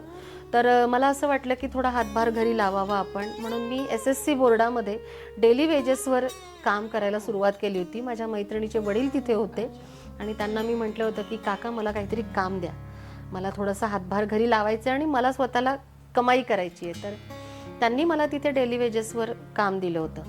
आणि एक दिवशी अचानक ऑफिसमध्ये असं काम करत असताना दुपारचे 4 वाजले होते आणि आम्ही आमच्या कामात मग्न होतो. आणि बाहेरून चपराशी आला आणि मला म्हणाला की अर्चना वाघ, तुम्हाला कोणीतरी भेटायला आलंय. तर मी म्हटलं इथे कोण भेटायला आलं, मला प्रश्न पडला. मग म्हटलं बरं ठीक आहे येते. तिथे आमचे सर होते, त्यांना म्हटलं सर कोणीतरी आलंय, मी बघते कोण आलंय ते. हो म्हणे जा. मग मी गेले बाहेर, तर विवेक सुतार समोर उभे. आणि मला म्हणाले हॅलो, मी विवेक सुतार. मी म्हटलं नमस्कार, मी अर्चना वाघ. अगदी तसंच म्हणजे पहिली भेट आमची झाली. आणि पहिल्यांदा मी त्या क्षणी त्यांना बघितलं. आणि मग मी म्हटलं मी अर्चना वाघ. तर ते म्हणाले की अजून किती वेळ आहे ऑफिस. म्हटलं 5:30 पर्यंत आहे. तर म्हणाले की आपण जरा बाहेर भेटलो तर चालेल का.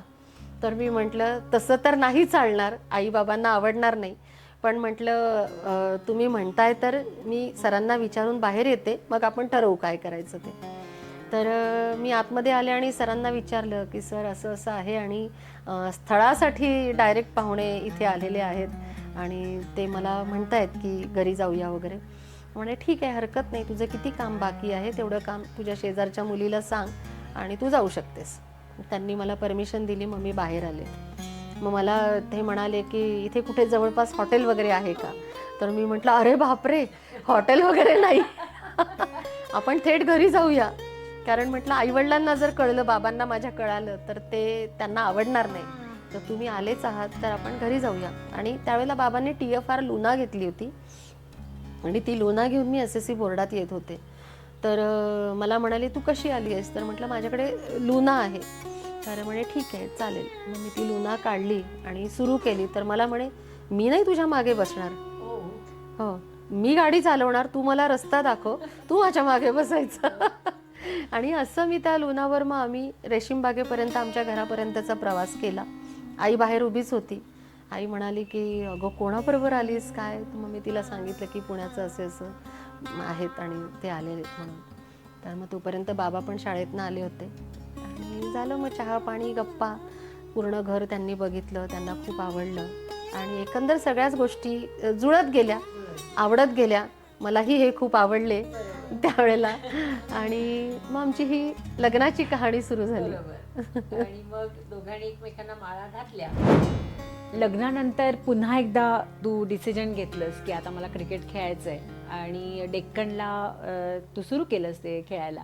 तर तुझ्याकडे स्कूटर होती, तर स्कूटरवरती बसून सांगवीतून तू डेक्कनला निघालीस की ते क्रिकेटचं सगळं घेऊन वगैरे, की लोक अक्षरशः वेड्यासारखी तुझ्याकडे पाहायची आणि तुझ्या पाठीमागे धावायची. तर म्हणजे त्या काळात ऑफकोर्स ते सांगवी तशीच होती. तर तो किस्सा आम्हाला ऐकायला खूप आवडेल गं. लग्न करून पुण्यात आल्यानंतर असं होतं की सगळं ब्लँक होतं. हे मुंबईला जॉबला होते त्यामुळे सोमवार ते शुक्रवार हे जॉबला जायचे आणि मग मी काय करू तर मी त्यांना विचारलं होतं की काय करू. तर ते म्हणाले तुला बघ, तुला क्रिकेट खेळता आलं तर खेळू शकतेस, काही प्रॉब्लेम नाही. त्यांनी मला छान परमिशन दिली. माझ्या सासूबाई पण हो म्हणाल्या होत्या त्यावेळेला. आणि मग आमच्याकडे एक बजाज स्कूटर होती, त्या स्कूटरवर मी जायचे दुपारी. तर सांगवी म्हणजे तसं त्यावेळेला पुण्यातलं ते तसं गावच होतं. मग शेजारचे पाजारचे सगळे बघायचे की अर्चना चालली क्रिकेट खेळायला. म्हणजे माझ्या जायच्या वेळेला सगळे बाहेर उभे असायचे, माझ्या यायच्या वेळेला पण सगळे बाहेर उभे असायचे. आणि मला ते थोडंसं ऑड वाटायचं, पण करायला काहीच नव्हतं, काहीतरी सुरुवात करायला पाहिजे, वेळ घालवायला पाहिजे. मग मी डेक्कन जिमखान्याच्या शुभांगी कुलकर्णीचं जे क्लब होता त्या क्लबला मी जॉईन झाले होते. साधारण महिनाभर मी तिथे आले गेले आणि एकंदर थोडासा आढावा घेतला की नक्की आपल्याला काय करायचं आहे, आपलं फ्युचर काय आहे, भविष्यात आपण काय करणार आहे, याचा थोडंसं विचार करायला पाहिजे. आणि इथे क्रिकेटमध्ये आपण पनपू किंवा इथे टिकून राहू असं मला थोडंसं मनामध्ये संभ्रम निर्माण झाला. आणि मग तो प्रश्न माझ्या सासूबाईंनी माझा सॉल्व केला की एक दिवशी अशाच आम्ही दोघीजणी बसलो होतो. मग त्या मला म्हणाल्या की अर्चना तुला नक्की काय आवडतं या गोष्टीचा तू विचार कर. तुला खेळायला आवडतं का, तुला कंटिन्यू करायला आवडेल का, तुला त्याच्यातनं काही पुढे आहे का भविष्य, म्हणजे तुझं उभं राहील का, असं जर असेल तर तू जरूर खेळू शकतेस. आणि माझ्या पण डोक्यात प्रकाश पडला की अरे खरंच आहे, आता लग्न झालंय, आता आयुष्य बदललंय. जसा क्रिकेट हा सुरू झाल्याचा टर्निंग पॉइंट होता, तसा लग्न हा आयुष्याचा अजून एक सेकंड टर्निंग पॉइंट होता. मग तो विचार करून मी ठरवलं की नाही, आता आपण खेळायचं नाही, आता आपण इथे थांबूया. आतापर्यंतचा प्रवास पूर्ण झाला, आता आपण थांबूया. आणि मग तिथे मी थांबले. पण मला यांनी म्हणजे विवेकनी मला खूप छान छान संधी देण्याचा प्रयत्न केला. ते मला म्हणाले की तू पत्रकारिता करू शकते, तू अजून काहीतरी नवीन कोर्स करू शकते. शिक्षक होण्याकडे त्यांचा कल नव्हता, कारण सासूबाई पण शिक्षक, वडील पण शिक्षक. तर म्हणाले तू शिक्षक होऊ नको, पण तू वेगळं काहीतरी कर. पण ते मला त्यावेळेला रुचत नव्हतं. त्यावेळेला नवीन लग्न झालं असल्यामुळे एका वेगळ्या विश्वात मी रममाण होते. यांची वाट बघणं, त्यांच्याबरोबर फिरायला जाणं, मला तेवढंच कळत होतं त्यावेळेला. त्यामुळे विशेष करून मी असं खास काही केलं नाही.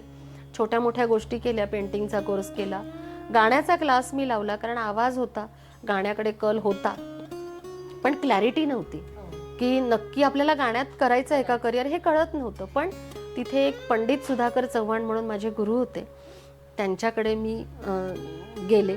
साधारण 1 वर्षाचा मी क्लास त्यांच्याकडे लावला होता. आणि असं मी छोट्या छोट्या गोष्टी करत होते. हे करत असताना साधारण 6-7 महिन्याच्या पिरियड नंतर सौरभची चाहूल लागली. पहिला मुलगा ची चाहूल लागली. आणि मग ते दिवस आणखी परत बदलले. मग त्याच्यातच मी रममाण झाले. त्याचा जन्म झाला 1991ला आणि सगळं विश्व माझं बदलून गेलं. आई झाली, एक आनंदी आनंद घरात झाला. पहिला मुलगा झाला म्हणून सगळीकडे खूप आनंद, कौतुक. त्यावेळेला वाटायचं की मुलगा व्हायला पाहिजे, मुलगा झाला आणि खूप आनंदी आनंद त्यावेळेला झाला. आणि मग त्याचं संगोपन, घर, या सगळ्या विश्वामध्ये मी पुन्हा एकदा रममाण झाले. आणि सगळे सुखाचे दिवस तुझे असे चाललेले होते की छान लग्न झालंय, छोटं बाळ आहे, नवऱ्याचा गव्हर्नमेंट जॉब. म्हणजे प्रत्येक स्त्रीचं एक स्वप्न असतं की माझं एक छान असं मला लाईफ पाहिजे, की माझा नवरा, माझा मुलगा, नवऱ्याचा गव्हर्नमेंट जॉब. म्हणजे आपण म्हणतो ना परीकथेतील कथा, तशी तुझी ही कथा थोडक्यात होती. आणि अचानक त्या कथेमध्ये ट्विस्ट यावा तसं तुला अचानक जेव्हा समजतं की आपला नवरा गव्हर्नमेंटचा जॉब सोडतोय आणि तो बिझनेस करतोय. कारण तेव्हा तू दिल्ली वगैरे असं सगळं फिरत होतेस, म्हणजे इतकं तू एन्जॉय करत होतेस. आणि अचानक नवरा तुला सांगतोय की मी आता जॉब सोडतोय आणि तोही गव्हर्नमेंटचा, आणि आता मी व्यवसाय करणार आहे. काय वाटलं तुला? तो खरं तर एक असा बॉम्बच होता पडलेला. आणि अचानक त्यांनी सांगितलं की मी आता जॉब सोडलेला आहे आणि व्यवसाय सुरू करणार आहे. नुकतंच घर बांधलेलं होतं, त्यामुळे व्यवसायासाठी लागणारं भांडवल अशी काही खूप तयारी नव्हती. पण ॲज अ आर्ट्स ग्रॅज्युएट आणि व्यवसायाची काहीच तशी माहिती नसलेली मी, कधी अनुभव व्यवसायाचा कधी कोणाचकडनं ऐकला नव्हता, घेतला नव्हता. काय होणार आहे काहीच माहिती नव्हतं, सगळं ब्लँक होतं. आणि यांनी अचानकपणे निर्णय घेतला आणि व्यवसाय सुरू केला. यांना त्या क्षेत्रातलं अतिशय छान नॉलेज असल्यामुळे त्यांनी बरोबर ते स्टेप बाय स्टेप गोष्टी सुरू केल्या. पण मी काही करत नव्हते आणि घरातूनच ऑफिस सुरू केलं होतं, त्यामुळे मी यांना मदत करायला लागले की चला ऑफिस बघायचं आहे तर मी बघते, बाहेरची काही कामं आहे तर मी बघते, कोणाकडे जायचं आहे तर मी बघते. अशा प्रकारे मी ती सुरुवात केली आणि अगदी शून्यातनं आम्ही त्या गोष्टीला सुरुवात केली. भांडवल उभं केलं, नंतर कामं कशी करायची, कस्टमर्स कसे मिळवायचे, त्याचं ॲडव्हर्टाईज कशी करायची, या सगळ्या गोष्टीतनं आम्ही त्या गोष्टी सुरू केल्या. पण होतं काय की आपण असं म्हणतो ना की प्रत्येक गोष्ट प्लॅनिंगनी चालते आणि कधी कधी प्लॅनिंगनी चालत पण नाही. तर या गोष्टीचा आपण अंदाज घेऊ शकत नाही आणि अंदाज देऊही शकत नाही. तर फर्स्ट जनरेशन बिझनेस होता, घरी सगळे नोकरी करणारे होते, शिक्षकी पेशातले होते, त्यामुळे व्यवसायाची अशी काही खूप कोणाला माहिती नव्हती आणि कोणी तसं मार्गदर्शन करणारं पण नव्हतं. पण यांचा स्वभाव अतिशय जिद्दी, अतिशय कष्टाळू आणि या दोन गोष्टींमुळे त्यांनी तो व्यवसाय सुरू केला. पण हळूहळू असं होत गेलं की इकडे आलेख वाढतो पण आहे आणि इकडे आलेख थोडासा खाली पण येतोय. म्हणजे काही अडचणी, आपल्या काही झालेल्या चुका, भावनिक दृष्टीने व्यवसायाकडे बघितलं गेलं किंवा आपले जवळचे आहेत म्हणून त्या व्यवसायाकडे बघितलं गेलं. तर या काही चुकांमुळे असं झालं की त्याचा व्यवसायावर आणि त्याचा घरावर अतिशय वेगळा परिणाम झाला. अडचणी निर्माण होत गेल्या, प्रश्न निर्माण होत गेले आणि ते सोडवायच्या कशा. कारण व्यवसाय म्हटलं की भांडवल आणि पैसा ही गोष्ट खूप महत्त्वाची आहे आणि तेच जर आपल्याजवळ नसेल तर आपण पुढची वाटचाल कशी करणार. या गोष्टीमुळे आम्ही अतिशय त्रस्त झालो. त्याच्यानंतर बँकेला मदत मागितली, इतर ठिकाणून मदत मागितली, खूप ठिकाणून भांडवल उभं करण्याचा प्रयत्न केला. पण ते करत असताना थोडासा चुकीच्या दृष्टीने ते भांडवल उभं केलं गेलं. म्हणजे ज्याला आपण म्हणतो की हात उसणे पैसे घेणे, त्या प्रकारामध्ये आम्ही अतिशय अडचणीत येत गेलो आणि आम्हाला असं वाटलं की होऊन जाईल, हे झालं की ते होईल, ते झालं की ते होईल. पण हे गणित जे असतं ना, ते गणित बरोबर जर असं फिक्स होत गेलं तर बरोबर, पण ते गणित जर थोडं चुकलं की मग मात्र तुमचा मार्ग चुकीचा ठरतो आणि तसंच आमच्याबरोबर झालं. पण वय होतं, एक थोडासा होतकरूपणा अंगात होता, माझ्याही मध्ये थोडासा बोल्डनेस होता, लीडरनेस होतं. त्यामुळे मी लोकांशी बोलणे, मदत मागणे किंवा काम मागणे किंवा काम झालेलं असताना त्यांच्याकडनं पेमेंट कसं रिकवर करायचं, ह्या गोष्टी, या सगळ्या गोष्टींमध्ये मी यांना मदत करत गेले. पण म्हणावं तसं नियतीला आणि आपल्या नशिबाला मान्य नसतं. असं होत गेलं आणि आम्ही अडचणीत अडचणीत अडचणीत अडकत गेलो. एक गोष्ट करतोय पण दुसरी अडचणीत आहे, दुसरीचा होत गेली पण तिसरी अडचणीत आहे. अशा अडचणींची मग ती थोडीशी मालिका तयार झाली आणि त्याच्यामध्ये मग आमच्या दोघांमध्ये लग्न झालं त्यावेळेला जे काही एक प्रेम होतं, जो काही एक विश्वास होता, जो काही एक आपलेपणा होता, तो थोडासा कुठेतरी दूर राहू लागला. कारण प्राधान्य व्यवसायाला, पैशाला, भांडवलाला आणि या पुढच्या आयुष्याला द्यावं लागलं. हे आम्हाला दोघांनाही चांगलं ज्ञात होतं. त्याच्यासाठी आम्ही त्या प्रकारे तयारी पण करत होतो. पण ह्या गोष्टी कुठेतरी लांब पडत चालल्या होत्या. आमच्या दोघांमध्ये कुठेतरी अंतर वाढत होतं आणि सासूबाई पण शिक्षिका होत्या, वयामध्ये खूप अंतर होतं, त्यामुळे त्याही काही मार्गदर्शन करतील अशी पण काही वेळ नव्हती.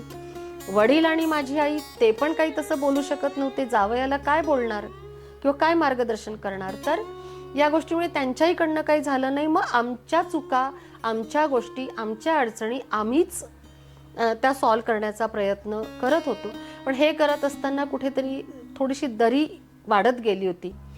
सौरभ मोठा होत होता, मुलगा मोठा होत होता, त्याचं शिक्षण, त्याच्या भविष्याची काळजी होती, पण त्याच्याकडे तेवढं लक्ष नाही दिलं गेलं. पण तो शिकत गेला मुलांना बरोबर कळतं आणि ते बरोबर त्यांचा मार्ग काढतात, त्याप्रमाणे तो शिकत गेला. त्यांनी त्याचं एज्युकेशन पूर्ण केलं. पण हे करत असताना याच्यामध्ये इतका लॉंग पिरियड गेला की कुठेतरी चुकतंय, कुठेतरी थोडंसं हरवतंय, आपला मार्ग कुठेतरी चुकलाय हे जेव्हा माझ्या लक्षात आलं, कारण ह्यांना तो मार्ग सोडायचा नव्हता आणि तोच धरायचा होता, पण तो मार्ग धरत असतानाही मला असं वाटत होतं की कुठेतरी आपण चुकतोय. हे जेव्हा मला कळायला लागलं त्यावेळेला मी बाहेर जाऊन माहिती घेण्याचा प्रयत्न केला, काउन्सिलरकडे जाऊन स्वतःचं काउन्सिलिंग करून घेतलं, कारण मला क्लॅरिटी हवी होती की माझा मार्ग बरोबर आहे की चुकतो ह्याची क्लॅरिटी मला हवी होती. त्यामुळे मी काउन्सिलरकडे जाऊन त्यांना हे सगळं विचारलं की मला काय करायला पाहिजे. तर याच्यातल्या संध्या झोपे म्हणून मॅडम आहेत, त्यांनी मला अतिशय उत्तम आणि सुंदर मार्गदर्शन केलं. असं मार्गदर्शन प्रत्येक स्त्रीला लाभावं, कारण आपण आयुष्य जगत असताना फक्त नोकरी किंवा व्यवसाय चुकला म्हणून किंवा एखादी कुठली तरी गोष्ट चुकली म्हणून तुमचा संसार मोडू शकत नाही. तुमचा संसार मोडू शकत नाही. तर तुम्ही नेमकं काय आहे प्रॉब्लेम त्याच्यावर फोकस करून तो सोडवण्याचा जर तुम्ही प्रयत्न केला तर तुमच्या सगळ्या बाकीच्या गोष्टी सुरळीत चालतात. अशी ती गोष्ट होती. आणि मग त्यांनी मला नेमकं तसंच मार्गदर्शन केलं आणि त्यांनी मला पहिल्यांदा सांगितलं की तू थोडासा ब्रेक घे. तू जे त्यांना मदत करती आहे तर तू त्याच्यात थोडा ब्रेक घे आणि तो ब्रेक घेऊन मग तू थोडंसं शांतपणे विचार कर की तुला पुढे काय करायचंय, घर वाचवण्यासाठी, व्यवसाय चांगला चालण्यासाठी आणि इतर सगळेजण आपल्याशी व्यवस्थित राहिले पाहिजे, ह्या गोष्टीसाठी तू काय करू शकते. तर मी शांतपणे त्याच्यावर विचार केला आणि मग मी माझा थोडासा मार्ग बदलला, कारण मुलांकडे लक्ष देणं पण तेवढंच गरजेचं होतं. 91 नंतर साधारण 1999 मध्ये मला एक मुलगी पण झाली जिचं नाव नेहा आहे. ती झाली, कन्यारत्न प्राप्त झालं आणि आमचं खऱ्या अर्थाने आमचं कुटुंब, चौकोनी कुटुंब पूर्ण झालं एका अर्थाने. पण मुलं सुद्धा बघत बघत शिकत असतात, तशी माझी मुलगी पण स्वयंभू असं होऊन ती सुद्धा छान प्रकारे शिकली आणि ह्या अडचणी तशा सुरूच होत्या. पण एक मात्र आहे की ह्यांनी कधीही गिव्हअप नाही केलं. म्हणजे खूप महत्त्वाचा पॉइंट होता, कधीही गिव्हअप केलं नाही, कधीही ते चुकीच्या वेगळ्या मार्गाला गेले नाही. त्यांनी कसोशीने आणि खूप डोळसपणे विचार करून याच्यातनं कसा मार्ग काढता येईल याचाच त्यांनी कायम विचार केला गेला. आणि हे झालं असताना आता जसं इतरांबरोबर घडतं सांगायला काहीच हरकत नाही की 2006 मध्ये माझ्या आजी सासूबाई त्याच्या आधी गेल्या होत्या आणि 2005 मध्ये आय थिंक माझ्या सासूबाई गेल्या आणि त्या गेल्यानंतर या थोड्याशा व्यवसायाच्या अडचणीमुळे आम्हाला आमचं स्वतःचं राहतं घर विकावं लागलं. आणि मला असं वाटतं की ते वर्ष तुमच्यासाठी अक्षरशः काळं वर्ष होतं. अतिशय म्हणजे जसा काळ येतो सगळ्यांवर येतो, जसं आपण म्हणतो एक सर्कल असतं की जसं आलेख वरती जातो तसा तो खालीही येतो आणि हा प्रत्येकाच्या आयुष्यात येतो, तसा माझ्याही आयुष्यात आला. आणि ते वर्ष मात्र आमच्यासाठी अतिशय अडचणीचं ठरलं गेलं. आमचं घर तर आम्हाला विकावंच लागलं, त्यात माझ्या आईवडिलांचं घर देखील विकावं लागलं त्यांना त्यांच्या काही गोष्टींमुळे.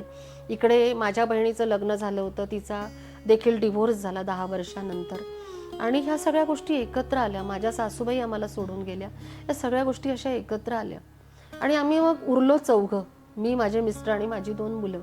आणि ते घर विकून मग आम्ही बाहेर पडलो आणि एक ताकद होती, एक हिंमत होती की नाही, आपल्याला चांगलंच राहायचंय. आपल्या जीवन पुढे चालवण्यासाठी की जीवनचरितार्थ पुढे चालवण्यासाठी आपल्याला जे करायचंय ते आपल्याला चांगल्याच पद्धतीने करायचंय आणि मी तसं करत राहिलो. मला असं वाटतं की क्रिकेट म्हणजे आपण म्हणतो ना की स्पोर्टी जर आपण येस, तर आपण जीवनामध्ये सुद्धा जीवनाचा मार्ग सुद्धा आपण व्यवस्थित पार पाडू शकतो. तर मला असं वाटतं की तो जो तुझा स्पोर्टीपणा होता, अगदी. कारण खेळ कुठलाही असू दे, मग तो खेळ आपल्याला महत्वाकांक्षी बनायला शिकवतो. खेळ आपल्याला शिकवतो की त्याग म्हणजे काय, खेळ आपल्याला शिकवतो की प्रेम कसं करावं, ऍडजस्टमेंट कशी करावी. अगदी. आणि मला असं वाटतं की क्रिकेटमुळे तुला हे सगळं बहुधा जमलेलं असतं. अगदी बरोबर आहे तुझं. आणि मला पण त्याच गोष्टीची आठवण झाली की खरं तर क्रिकेट खेळताना पण जो संघर्ष केला होता, ज्या ॲडजस्टमेंट्स केलेल्या होत्या, त्याच ॲडजस्टमेंट मला आता इथे कामी पडल्या. आणि मला कळून चुकलं होतं की पीच सोडायची नाही आहे. गिव्हअप करायचं नाहीये, आऊट व्हायचं नाहीये, पीचवर टिकून राहायचंय. तर ते पीचवर टिकणं महत्वाचं होतं आणि त्या टिकण्यासाठी जे काही करावं लागलं, कधी माघार घ्यावी लागली, कधी काय म्हणू त्याला आपण, प्रत्येक गोष्टीतनं माघार घ्यावी लागली आणि सरळ रस्ता सापडत नव्हता. एज्युकेशन असं होतं की आर्ट्स ग्रॅज्युएट, अर्धवट कोण नोकरी देणार असाही प्रश्न होता. पण छोटे छोटे व्यवसाय करून, छोटी छोटी कामं करून आपल्या घराला हातभार लावण्याचं कामही माझ्याकडनं झालं. आणि मी ह्यांना मदत करणं सोडलं तेव्हापासून माझं 2 मुलांकडे आणि माझ्या घरावरचं, माझ्या संसारावर मला लक्ष देता आलं. 2 मुलांचं शिक्षण कसं चाललंय या गोष्टीकडे फोकस करता आलं. अर्थात ह्यांच्याकडे पण माझं लक्ष होतंच, पण मी ऑफिसला जाणं बंद केलं होतं, सोडलं होतं. पण त्याच्यामुळेच मी 2 रुपये कसे कमावता येतील, बाहेर वेगळ्या माध्यमातून कसे पैसे कमावता येतील हे मला तिथे समजलं आणि या गोष्टींचा विचार मी करू लागले. आणि तिथून मग आमची घसरलेली जी गाडी होती रुळावरची, ती थोडी थोडी हळूहळू मग पुन्हा एकदा रुळावरती यायला लागली. आणि अर्चना, मला असं वाटतंय की तुझी ही काही जी गाडी रुळावर यायला लागली किंवा आपण ज्याला म्हणू आली, ती म्हणजे तुझ्यातल्या कलेने तुला वाचवलं. कारण शेवटी कलाच आपल्याला उपयोगी पडते ग. म्हणून तर सगळेजण म्हणतात की एक तरी कला जोपासावी. ते मला असं वाटतंय की ह्यासाठीच कदाचित असावं. अगदी खरं आहे. ती मी अगदी थोडंसं वेगळ्या अँगलनी सांगेल की जेव्हा आपण अडचणीत असतो, चारी बाजूनी आपल्याला अडचणी दिसतात आणि रस्ता सापडत नसतो, त्यावेळेला आपसुकच आपण ज्योतिषाकडे जातो आणि त्याला पत्रिका दाखवतो. खरं तर हे किती संयुक्तिक आहे मला माहिती नाहीये, पण जे सगळ्यांनी केलं तेच मीही केलं. आणि त्यावेळेला मला असं कळालं की मी करू शकते, माझ्यामध्ये तेवढी ताकद आहे, मी करू शकते. आणि एक गाईडलाईन मला त्या ज्योतिषांनी दिली. त्या गाईडलाईन प्रमाणे मी विचार केला की मी काय करू शकते. तर माझ्यामध्ये गाणं आहे आणि त्यावेळेला नुकतंच कराओके गाण्यांचा जो एक सोर्स आहे, तो सोर्स सुरू झाला होता. काही ठिकाणी ऐकायला येत होतं की असं गाणं म्हणतात वगैरे. आणि त्या ज्योतिषांनी पण मला सांगितलं की तुम्ही गाण्यामध्ये काहीतरी करू शकाल कदाचित, असं त्यांनी मला थोडंसं लाईटली सांगितलं होतं. माझा पूर्ण विश्वास नव्हता, पण मी ती फक्त गाईडलाईन घेतली की यस, मी हे करू शकते का. आणि खरोखर जिथे तुमची इच्छा असते ना, तिथे तुम्हाला संधी पण उपलब्ध होते. तसं झालं. आणि 2015 साली मला पहिला कार्यक्रम करण्याची संधी मिळाली. पपिश कुमार ललगुणकर या सरांबरोबर मला गाणं गायची संधी मिळाली. त्यावेळेला विवेक परांजपे हे म्युझिशियन होते. त्यांच्याबरोबर निवारा वृद्धाश्रममध्ये मी विथ म्युझिशियन्स पहिलं गाणं गायलं. आणि ते गाणं रेकॉर्डिंग झालं आणि ते गाणं माझ्या मिस्टरांनी पण ऐकलं, त्यांनाही आवडलं, तेही कार्यक्रमाला आले होते. तिथून मला असं वाटायला लागलं की यस, मी ह्याच्यात काहीतरी करू शकते, पण काय हे तेव्हाही ब्लँक होतं. आणि मग आम्ही हळूहळू, माझी भेट झाली, महेश लाहीगुडे म्हणून आहेत, त्यांच्याशी भेट झाली. त्यांच्याशी भेट झाल्यानंतर त्यांच्याकडे थोडंसं स्पीकर सिस्टीम होती. मी गाणं म्हणत होते, बोलण्याची कला तर होतीच, त्यामुळे थोडं थोडं निवेदनही करत होते. आणि मग त्यांनी सांगितलं की आपण असं करूया. आणि या 1-2 जणांच्या मदतीने आम्हाला काही बाहेर अशी वाढदिवसाची कार्यक्रम, ॲनिव्हर्सरीचे कार्यक्रम, असे कार्यक्रम मिळायला लागले. ज्येष्ठ नागरिकांचा ग्रुप होता, त्यांचे कार्यक्रम मिळायला लागले. आणि अगदी तुटपुंजे पैसे, म्हणजे अख्खा कार्यक्रम मिळून 1000 रुपये मिळायचे. मग त्या 1000 मध्ये 3-4 जण पैसे वाटून घ्यायचे की तुला 200 आले, तुला 250 आले, तुला 300 आले, असं पैसे वाटून घ्यायचे. आणि ते यायला लागले की ह्याच्यातनं आपल्याला हा पैसा मिळतोय, हा कॉन्फिडन्स वाढला. आणि हे जेव्हा लक्षात आलं त्यावेळेला कळालं की यस, याच्यात आपण काहीतरी करू शकतो. आणि मग डोक्याने विचार करायला सुरुवात केली, लोकांना सांगायला सुरुवात केली की तुमच्याकडे जर काही कार्यक्रम असेल तर आम्हाला सांगा. आणि डेक्कन जिमखान्याचा एक रोटरीचा क्लब आहे, त्या रोटरी क्लबमध्ये एक मिस्टर रवंदे म्हणून आहेत, विलास रवंदे म्हणून, त्यांचा तो क्लब होता. त्या क्लबमध्ये त्यांनी मला सांगितलं की आमचा असा असा कार्यक्रम आहे आणि आम्हाला गाण्याचा कार्यक्रम ठेवायचा आहे, तर तुम्ही याल का. तर मी म्हटलं हो. आणि म्हणे मग तुम्ही काय, म्हणजे तुमच्याकडे काय आहे. तर म्हटलं आमच्याकडे स्पीकर सिस्टीम आहे, आम्ही निवेदन पण करतो आणि आम्ही गाणी पण म्हणतो. तर ते म्हणे या. आणि त्यांनी आम्हाला अतिशय छान परफेक्ट रक्कम देऊ केली. ती बघून अजूनच कॉन्फिडन्स बूस्टअप झाला की अरे यार हे होऊ शकतं, खूप छान आहे कल्पना. आणि तो कार्यक्रम आम्ही इतका सुंदर केला की तिथून मग आम्हाला काय म्हणतो एक ग्रिप मिळत गेली कार्यक्रमांची. ट्रिप मिळाली आणि मग तू सगळ्यांची लाडकी अक्षरशः सगळ्यांच्या आगळ्याला ताईतच झाली. म्हणजे क्रिकेट खेळताना ज्या तुला टाळ्या वाजायच्या 6 मारल्यानंतर कदाचित त्याच टाळ्या आता तुझ्या गाण्यावर मिळायला लागल्या. अशा उषा लता असंच तुला सगळेजण म्हणायला लागले. आणि खरं तर अनेक सिंगर आपण बघतो की फक्त आशा ताईंची गाणी म्हणतील, फक्त लता ताईंची गाणी म्हणतील, म्हणजे फक्त दीदी किंवा फक्त हे. पण तुला त्या तिघींची गाण्यांचा आवाजाचं वर्णच लाभलंय. बापरे, काय ग, तू एक गाणं आमच्यासाठी गाच आता. एक थोडंसं का होईना आम्हाला गाऊन दाखवायचं मी तुला विनंती करते. हो, आत्ता जे काही आपण बोललो थोडंसं संघर्षाविषयी किंवा ह्याच्याविषयी, तर त्याच्यावर मला एक गाणं सुचतंय की जे बेबी नंदा आणि मनोज कुमार यांच्यावर चित्रित झालेलं आहे. ते अतिशय समर्पक मला असं वाटतं, शब्दांनी पण आणि ह्यांनी पण. तर त्याच्यातलं एक कडवं सुंदर आहे, ते मी गाण्याचा प्रयत्न करते. कुछ पाकर खोना है, कुछ खोकर पाना है, जीवन का मतलब तो आना और जाना है, दो पल के जीवन से एक उम्र चुरानी है, जिंदगी और कुछ भी नहीं, तेरी मेरी कहानी है, एक प्यार का नगमा है, मौजों की रवानी है, जिंदगी और कुछ भी नहीं, तेरी मेरी कहानी है, एक प्यार का नगमा है. सुपर, क्या बात आहे, क्या बात आहे अर्चना, सो लवली. आणि त्यानंतर तू काही मागे वळून त्याच्यानंतर पाहिलंच नाही. प्रवासानंतर नाही. आणि त्यानंतर अचानक तुला कसं काय सुचलं की आपण आता क्लासेस पण सुरू करावेत, आणि मग तू त्या क्षेत्रामध्येही आलीस आणि आज हजारो विद्यार्थ्यांना तू तयार केले. तर ते थोडंसं आम्हाला सांग. हां, त्याचं असं झालं की असेच कार्यक्रम करत असताना एक लोकेश भाऊ वारके आहेत, ज्यांना मी भाऊ म्हणते. तर त्यांच्या वाढदिवसाचा कार्यक्रम होता. तर ते माझ्याकडे आले आणि ते म्हणाले की ताई एक कार्यक्रम करायचा आहे आणि तुम्हाला गायचं आहे त्याच्यात, म्हणजे आपण गाणार आहोत सगळेजण, तेही अतिशय छान गातात.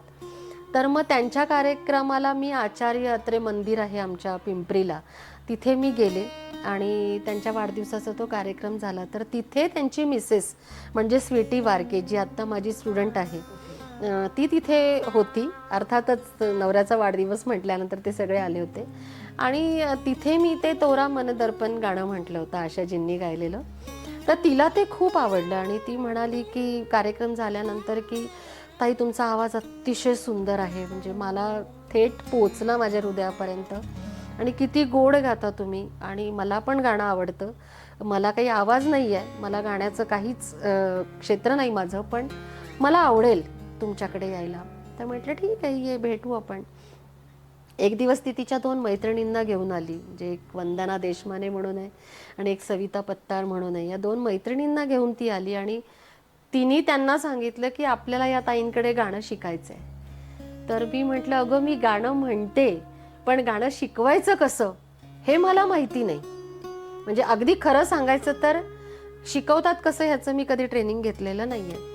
मला म्हणे आम्हाला माहिती नाही, तुम्ही जसं गाता ना तसंच एक एक ओळ आम्हाला शिकवा. म्हटलं चालेल, हरकत नाही. आणि कुठेतरी ही परमेश्वराचंच काहीतरी रूप असावं, कारण जेव्हा आपण अडचणीत असतो आणि काय काम करायचं हे सुचत नाही, त्यावेळेला काहीतरी क्लू एक आपल्याला येतो, कोणीतरी कोणाच्या तरी माध्यमातनं ते आपल्याला कळतं की हे आता तुला करायचंय. आणि माझ्याकडे काही साहित्य नाही, माझ्याकडे स्पीकर नाही, माझ्याकडे काहीच नाही. म्हटलं हरकत नाही, तुम्ही येताय तर या तुम्ही आणि आपण करूया. आणि त्या यायला लागल्या माझ्याकडे आणि असंच गप्पांमधनं कधी गाण्यांच्या सूर, आता जसं मी 2 ओळी म्हणून दाखवल्या तर अशातनं की म्हणा बरं तुम्ही असं असं मी त्यांना करायला लागले. आणि मी पंडित सुधाकर चव्हाण सरांकडे जो क्लास केला होता त्याची माझ्याकडे एक वही होती आणि त्याच्यात ते स्वर अलंकार होते. मग मी त्यांना म्हटलं की आपण हे स्वर अलंकार करूया. असं करत करत डोक्याने विचार करत कसं याला वळण देता येईल असं करत करत मी माझा स्वतःचा एक सिलेबस तयार केला की आपण निदान 1 2 3 4 5 6 असे आपण स्वर अलंकार घेऊ शकतो. आता आपण साधं वक्रतुंड महाकाय म्हणतो आपण, किंवा शुभं करोती आपण म्हणतो, किंवा या कुंदेंदु तुषार हार धवला ही प्रार्थना आपण म्हणतो सरस्वतीची. तर हेच मी त्यांना सांगायला लागले की म्हणा बरं असं. मग त्यांनी म्हटलं की मी त्यांना म्हणायचे असं नाही, थोडं सुरात म्हणा, मला ऐकायला छान वाटलं पाहिजे, कोणाला ऐकायला छान वाटलं पाहिजे, असं म्हणा. असं करत करत मी तो सिलेबस तयार केला आणि मग आम्ही फिल्मी गाणं पण 1 2 3 4 असं घेत राहिलो. तर लिटरली मी सांगते 2016चा एंड आणि 2017 ते 2018ची सुरुवात इथपर्यंत ह्या तिघीच विद्यार्थी माझ्याकडे होत्या. आता पैसे किती घ्यायचे तर त्या म्हणल्या आम्ही फुकट नाही शिकणार तुमच्याकडे. तर मी म्हटलं ठीक आहे. मग एक नॉमिनल चार्जेस आम्ही त्याचे ठरवले आणि तो प्रवास आमचा तसाच सुरू राहिला. मग एक दिवस असं झालं, मी नागपूरला गेले. नागपूरला गेल्यानंतर माझ्या एक असा अननोन मला फोन आला की तुम्ही अर्चना सुतार का? म्हटलं हो. तर म्हणे माझं नाव मनीषा गोवंडे आहे आणि मला एक स्वाती खारोळ म्हणून आहे, तिने तुमचा नंबर दिला आणि मला तुमच्याकडे यायचं आहे. म्हटलं ठीक आहे ये. म्हटलं तुम्ही कधी येणार आहात नागपूरवरनं? म्हटलं मी उद्या सकाळी येते. तुम्ही किती वाजता पोहोचणार? म्हटलं मी 9:30 10 पर्यंत पोहोचेल. मी 11ला तुमच्याकडे येऊ का? म्हणजे हे जे संभाषण आहे या बोलण्यामधली जी एक आगतिकता होती ती मला खेचत होती की नेमकं मला काय मिळणार आहे, नेमकं काय होणार आहे, ती मला खेचत होती. म्हटलं ही इतकं का मला असं विचारते आणि हिला 11 वाजताच का यायचंय? ही संध्याकाळी येऊ शकते, ही दुसऱ्या दिवशी येऊ शकते, पण ही म्हणाली तुम्ही 10ला पोहोचताय मग मी 11ला तुमच्याकडे येऊ का? हे मला थोडंसं विशेष वाटलं आणि मी पोहोचले नागपूरवरनं घरी आणि मग ती बरोबर 11ला माझ्याकडे आली. 11ला माझ्याकडे आली, अशी समोर बसली, अतिशय दिसायला छान, बॉबकट, थोडेसे पांढुरके केस झालेले आणि गाण्याचं ज्ञान असलेली, म्हणजे तिने शास्त्रीय संगीत केलेलं होतं अशी ती. आणि आली आणि मला विचारलं तुमची फी किती? म्हटलं अगं पहिला फीचा प्रश्न काय विचारतेस? आधी तुला काय शिकायचंय, तुला कोणी सांगितलं, तुझा माझ्यावर विश्वास कसा, हे तर मला सांग. तर म्हणे मला माहिती नाही, मला तिने सांगितलं की तुम्ही गाणं शिकवताना मला तुमच्याकडे यायचंय. म्हटलं बरं. मग आता माझ्या डोक्यात एक कल्पना आली की आपल्याकडे नवीन कोणी आलं ना की आपण त्यांना म्हणायचं जरा गाऊन दाखव बरं, तुझा आवाज कसा आहे, की तुला गाता येतंय का? मग मी तिला म्हटलं तू जरा गा बरं मनीषा.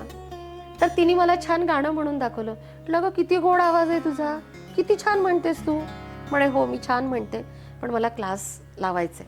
म्हटलं बरं ठीक आहे करूयात. म्हटलं माझं असं असं बॅकग्राऊंड आहे, असं असा मी क्लास घेते. हो चालेल मला काही हरकत नाही. आणि ती आम्हाला जॉईन झाली आणि मग असा एक एक एक एक वाढत गेले विद्यार्थी आणि खूप सांगायला आनंद होतो. परमेश्वराचा प्रसाद म्हणूया, परमेश्वराची कृपा म्हणूया की माझ्याकडे 11-12 जणी क्लासला यायला लागल्या, तयार व्हायला लागल्या आणि छान गायला लागल्या. मला पण शिकवणं सुचू लागलं, त्यांना पण सुचू लागलं आणि त्यांचं माझं एक वेगळं बॉन्डिंग तयार झालं की एक छान मैत्री. ह्या ताई आहेत, ह्या ताई आम्हाला शिकवतात आणि आम्ही यांच्याकडे येतो आणि आम्हाला एक शांतता मिळते. आमचं एक तणावरहित 1 तास आम्हाला इथे मिळतो. आणि जे काही आता थोडे फार प्रॉब्लेम सगळ्यांना असतात, तसे असतील कदाचित कोणाला, तर त्याच्यातनं आम्हाला इथे जो एक छान मोकळा श्वास घ्यायला मिळतोय हा त्यांना सगळ्यांना आवडायला लागला. आणि मग ती गोष्ट आम्ही पुढे कंटिन्यू करत गेलो. तर अगदी थोडं विषयाला वेगळं वळण होईल पण हिच्याविषयी मला थोडं सांगायचं आहे की ही माझ्याकडे जवळजवळ 8 वर्ष विद्यार्थिनी म्हणून होती यासाठी म्हणते की 2 वर्ष झाली ती आम्हाला सोडून गेली. तर ती 8 वर्ष माझ्याकडे होती आणि ती कंटिन्यू येत होती आणि कधी कधी छान मनमोकळेपणाने घरातलं सुद्धा बोलायची, काही गोष्टी बोलायची आणि मी तिचं सांत्वन करायची की अगं आयुष्य म्हणजे असंच असतं, म्हणजे गाण्याचा क्लास करत करत एक साधं बेसिक काउन्सिलिंग पण आमच्याकडनं होत गेलं की अगं घाबरायचं नाही, थांबायचं नाही, रडायचं नाही, मागे वळून बघायचं नाही. आपल्याला जो एक मार्ग मिळाला आहे त्या मार्गाला आपण पुढे चालत राहायचं. आता हे आहे ना, इथे येऊन मोकळं व्हायचं आणि पुन्हा एकदा नवीन सुरुवात दुसऱ्या दिवशी करायची, असं मी म्हणायचे आणि होत गेलं. तो विश्वास वाढत गेला माझ्यावरचा, माझा तिच्यावरचा. कंटिन्यू करत गेलो आणि एक दिवस असा आला की 8 वर्ष झाले तिला मला भेटून आणि 2024ची सुरुवात 2024ची सुरुवात ऑगस्ट महिना होता आणि तिला थोडंसं सर्दी खोकला पडसं झालं होतं आणि तिचे मिस्टर म्हणाले की चल आपण बरेच दिवस चेकअप केलं नाही तर आपण चेकअप करून येऊ. आणि ती तिच्या मिस्टरांबरोबर गेली आणि चेकअप करायला गेली. तर सगळंच टोटल चेकअप केलं. बाकीच्या सगळ्या गोष्टी नॉर्मल निघाल्या, पण तिच्या लिव्हरमध्ये प्रॉब्लेम निघाला आणि तो प्रॉब्लेम असा निघाला की दुसऱ्या दिवशी तिला तो रिपोर्ट मिळणार होता आणि डॉक्टरांनी फक्त शक्यता वर्तवली होती. तर तिने मला फोन केला की अर्चना, उद्या जरा डॉक्टरकडे परत जायचं, उद्या रिपोर्ट मिळणार आहे आणि अशी अशी शक्यता आहे. आणि खरं सांगते, मी देवासमोर बसलेले होते, सकाळची 10ची वेळ होती, देवासमोर बसले होते, पूजा करत होते मी. माझ्या मुलाचा वाढदिवस होता त्या दिवशी, हेही मला खूप छान आठवतं. आणि तिने मला असं सांगितल्यानंतर मी अक्षरशः ढसाढसा रडायला लागले. नाही मनीषा, तू काहीतरी चुकीचं बोलतेय, तुझा रिपोर्ट काहीतरी चुकीचा आहे, तुला कोणीतरी चुकीचा डॉक्टर भेटलाय, तू काहीतरी कर आणि याच्यामध्ये तू अजून काहीतरी शोध व्यवस्थित. नाही अर्चना, हे फिक्स आहे. म्हणजे ज्या कॉन्फिडन्सने ती बोलत होती, म्हटलं नाही असं होऊच शकत नाही. आणि मी कोलॅप्स झाले. म्हणजे मला सुचेना की पुढे काय करायचं. तो दिवस मी पूर्ण रडत काढला. माझ्या आईला सांगितलं, माझ्या बहिणीला सांगितलं आणि अगं एवढी खचू नकोस, असं काही होणार नाही. कारण या 8 वर्षामध्ये जे एक विश्वास बॉन्डिंग तयार झालं होतं त्याच्यामुळे मला हे असं सगळं होत होतं. दुसऱ्या दिवशी तिचा रिपोर्ट आला आणि तिने सांगितलं की अर्चना कन्फर्म आहे, मला लिव्हरचा कॅन्सर आहे. आणि त्या दिवसापासून ती मला म्हणाली, मी गाणं सोडणार नाहीये बरं, मी रोज येणार आहे, तू मला नाही म्हणालीस तरी मी येणार आहे. म्हटलं ग तुला नाही म्हणताय कोण. आणि मग विशेष लक्ष तिच्याकडे थोडंसं दिलं गेलं आणि तिला मी म्हणायची की तुला जेव्हा वेळ आहे तेव्हा ये, तुला जेव्हा छान वाटेल तेव्हा तू ये. आणि तशी ती आमच्याकडे यायची. येत गेली, सिम्पटम्स दिसत गेले, तब्येत तिची थोडी थोडी कोलॅप्स होत गेली. आणि सप्टेंबरचा 28 तारीख 2024 मला चांगली आठवते. तोपर्यंत आम्ही थोडंसं ऑडिटोरियम शो वगैरे करायला लागलो होतो आणि सप्टेंबरच्या आधी ऑगस्टच्या 31 तारखेला आम्ही घन निळा बरसला हा कार्यक्रम केला होता आणि ती पण छान गायची. तर SM जोशीच्या सभागृहामध्ये ती आमच्याबरोबर गायली. याही कंडिशनमध्ये 4th स्टेजचा कॅन्सर आणि याही स्टेजमध्ये ती आमच्याबरोबर स्टेजवर गायली. आणि त्याच्यानंतर सप्टेंबरच्या 28 तारखेला माझा स्वतःचा लता मंगेशकर, लता दीदींवर आम्ही एक बेनाम सादर कार्यक्रम केला होता. तो कार्यक्रम झाला. तर तिची खूप इच्छा होती, तर ती मला भेटून गेली आणि मला तिने घरी बोलवलं आणि अर्चना तुझे ही गाणी खूप सुंदर आहे, मला सभागृहात यायचं आहे पण मी आता येऊ शकत नाहीये, पण तू रेकॉर्ड झाली की सगळी गाणी मला पाठव. मी म्हटलं हो पाठवते. आणि तिला घरी भेटून मग मी कार्यक्रमाला गेले. कार्यक्रम संपल्यानंतर रात्री 9:30ला आम्ही परत तिच्या घरी गेलो सगळ्याजणी मिळून आणि बघितलं तर तिची हळूहळू कंडिशन हे होत होती.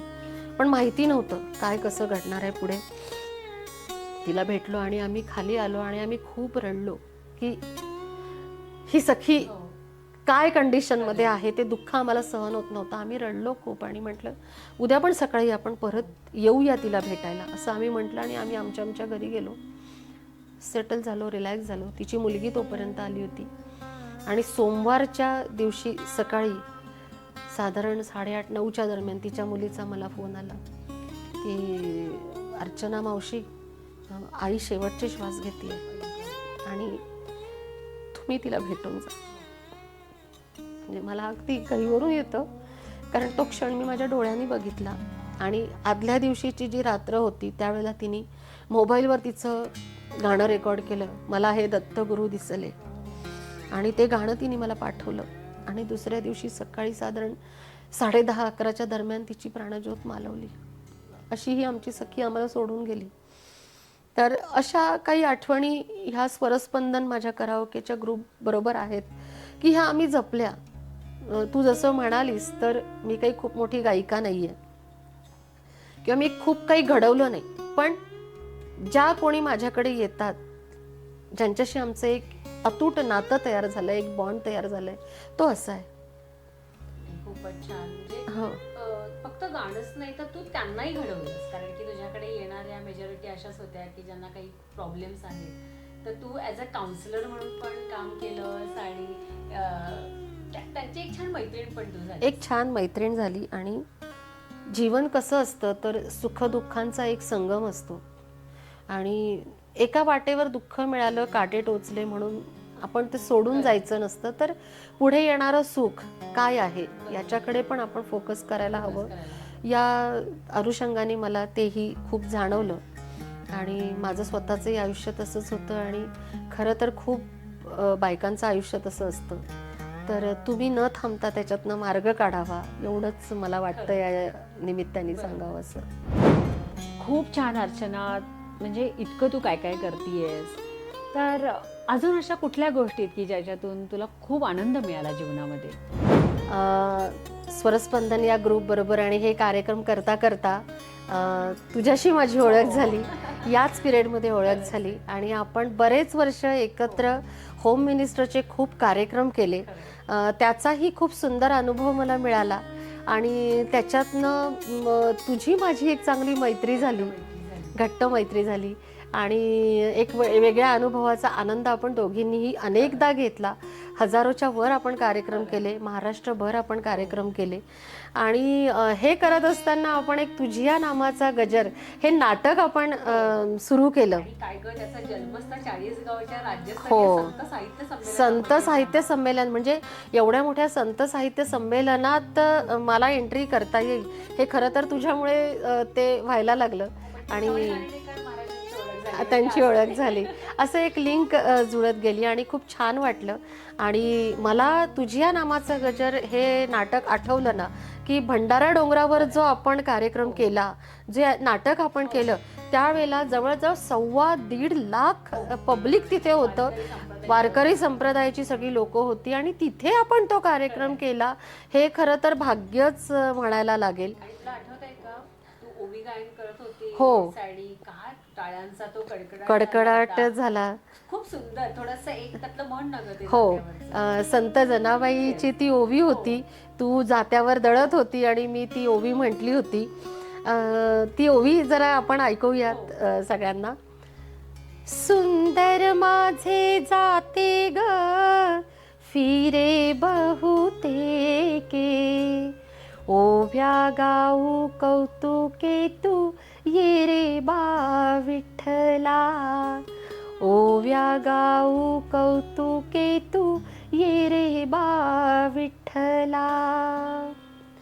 सासू आणि सासरा दीर तो तिसरा, ओव्या गाऊ भ्रतारा तू ये रे बा विठ्ठला, ओव्या गाऊ भ्रतारा तू ये रे बा विठ्ठला.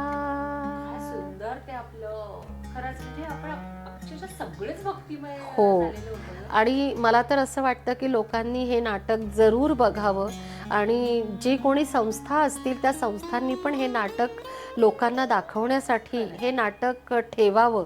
कारण आपल्या संपूर्ण महाराष्ट्राला आणि आजच्या नवीन पिढीला ही आपल्या श्रेष्ठ संतांची जी काही एक मांदियाळी आहे ती आपल्या या पिढीपर्यंत नक्कीच पोहोचायला पाहिजे असा आनंद होतो. कारण बघ ना, संसारातलंच शब्द, संसारातलं सार पण त्या ओवीमध्ये किती सुंदर आलंय. जनाबाईंनी किती सुंदर लिहिलं आहे. तर तसंच आपल्या सगळ्या इतर संत श्रेष्ठ ज्या आपल्या आहेत महिला, त्यांनी देखील हे काम केलेलं आहे आणि हे नाटक जर बघितलं तर लोकांना त्याच्यातलं नक्कीच कळेल. अर्चना, कसं काय तुला हे सगळं जमतं ग? म्हणजे कधी तू अक्षरशः अंगाई गीत गातेस, अगदी आम्ही शांत झोपतो. नाटकामध्ये जेव्हा तू जनाबाईचं, मी अक्षरशः जातं फिरवायला लागते, मला जनाबाई असल्याचा तिथं फील येतो किंवा तू अचानकपणे जेव्हा कॅबरे गायला लागते तेव्हा मी स्वतः पाहिलंय की हजारो बायका हिच्या गाण्यावरती थिरकायला लागतात. तर हे जे काही आहे म्हणजे अगदी एका क्षणी तू झोपवतीयेस अंगाई गीतानी, दुसऱ्या क्षणी तू विठ्ठलाच्या भक्तीमध्ये मला तल्लीन व्हायला लावतीयेस आणि तिसऱ्या क्षणी तू कॅबरे गाऊ शकतेस. म्हणून तर तू आशा, उषा, लता अशी संबोधित. कसं काय तुला हे सगळं जमतं? जसं मी सुरुवातीला सांगितलं की जेव्हा माझा हा प्रवास सुरू झाला कार्यक्रमांचा, त्यावेळेला असं काही खूप जण कार्यक्रमाच्या ग्रुपमध्ये नव्हते आणि बजेटही नसायचं लोकांचं. त्यामुळे सगळ्या भूमिका ज्या करायच्या त्या एकटीलाच करायच्या. बरोबर. त्यामुळे मग कधी आशा ताईचं गाणं असेल, कधी लता दिदींचं गाणं असेल, कधी उषा मंगेशकरचा आवाज असेल, कधी कॅबरे असतील, कधी भक्ती संगीत असेल, कधी भावसंगीत असेल. तर समोर प्रेक्षक बसलेला आहे, त्या प्रेक्षकाला आपण जे काही गाणं गातोय, भक्तिगीत असेल, भावगीत असेल किंवा हिंदी सिनेमाचं एखादं गाणं असेल, तर त्याच्यामध्ये तो भाव पूर्ण उतरला पाहिजे ही भूमिका माझी आधीपासूनच होती. आणि मग त्या अनुषंगाने नाही, मला आशा पण गायचंय, मला लता पण गायचंय, मला गीता दत्त पण गायचंय आणि मला अशा वेगवेगळ्या प्रकारची गीतं मलाच गायची आहे. हे जेव्हा ठामपणे मला माहिती होतं त्यावेळेला त्या त्या भूमिकांमध्ये मी स्वतःला करत गेले तयार आणि मग ती तशी माझी तयारी झाली. तर आता मला जर तुम्ही 1 तासाचा 2 तासाचा कार्यक्रम कर म्हटलं तर मी सगळ्या प्रकारचे गाणी गाऊ शकते.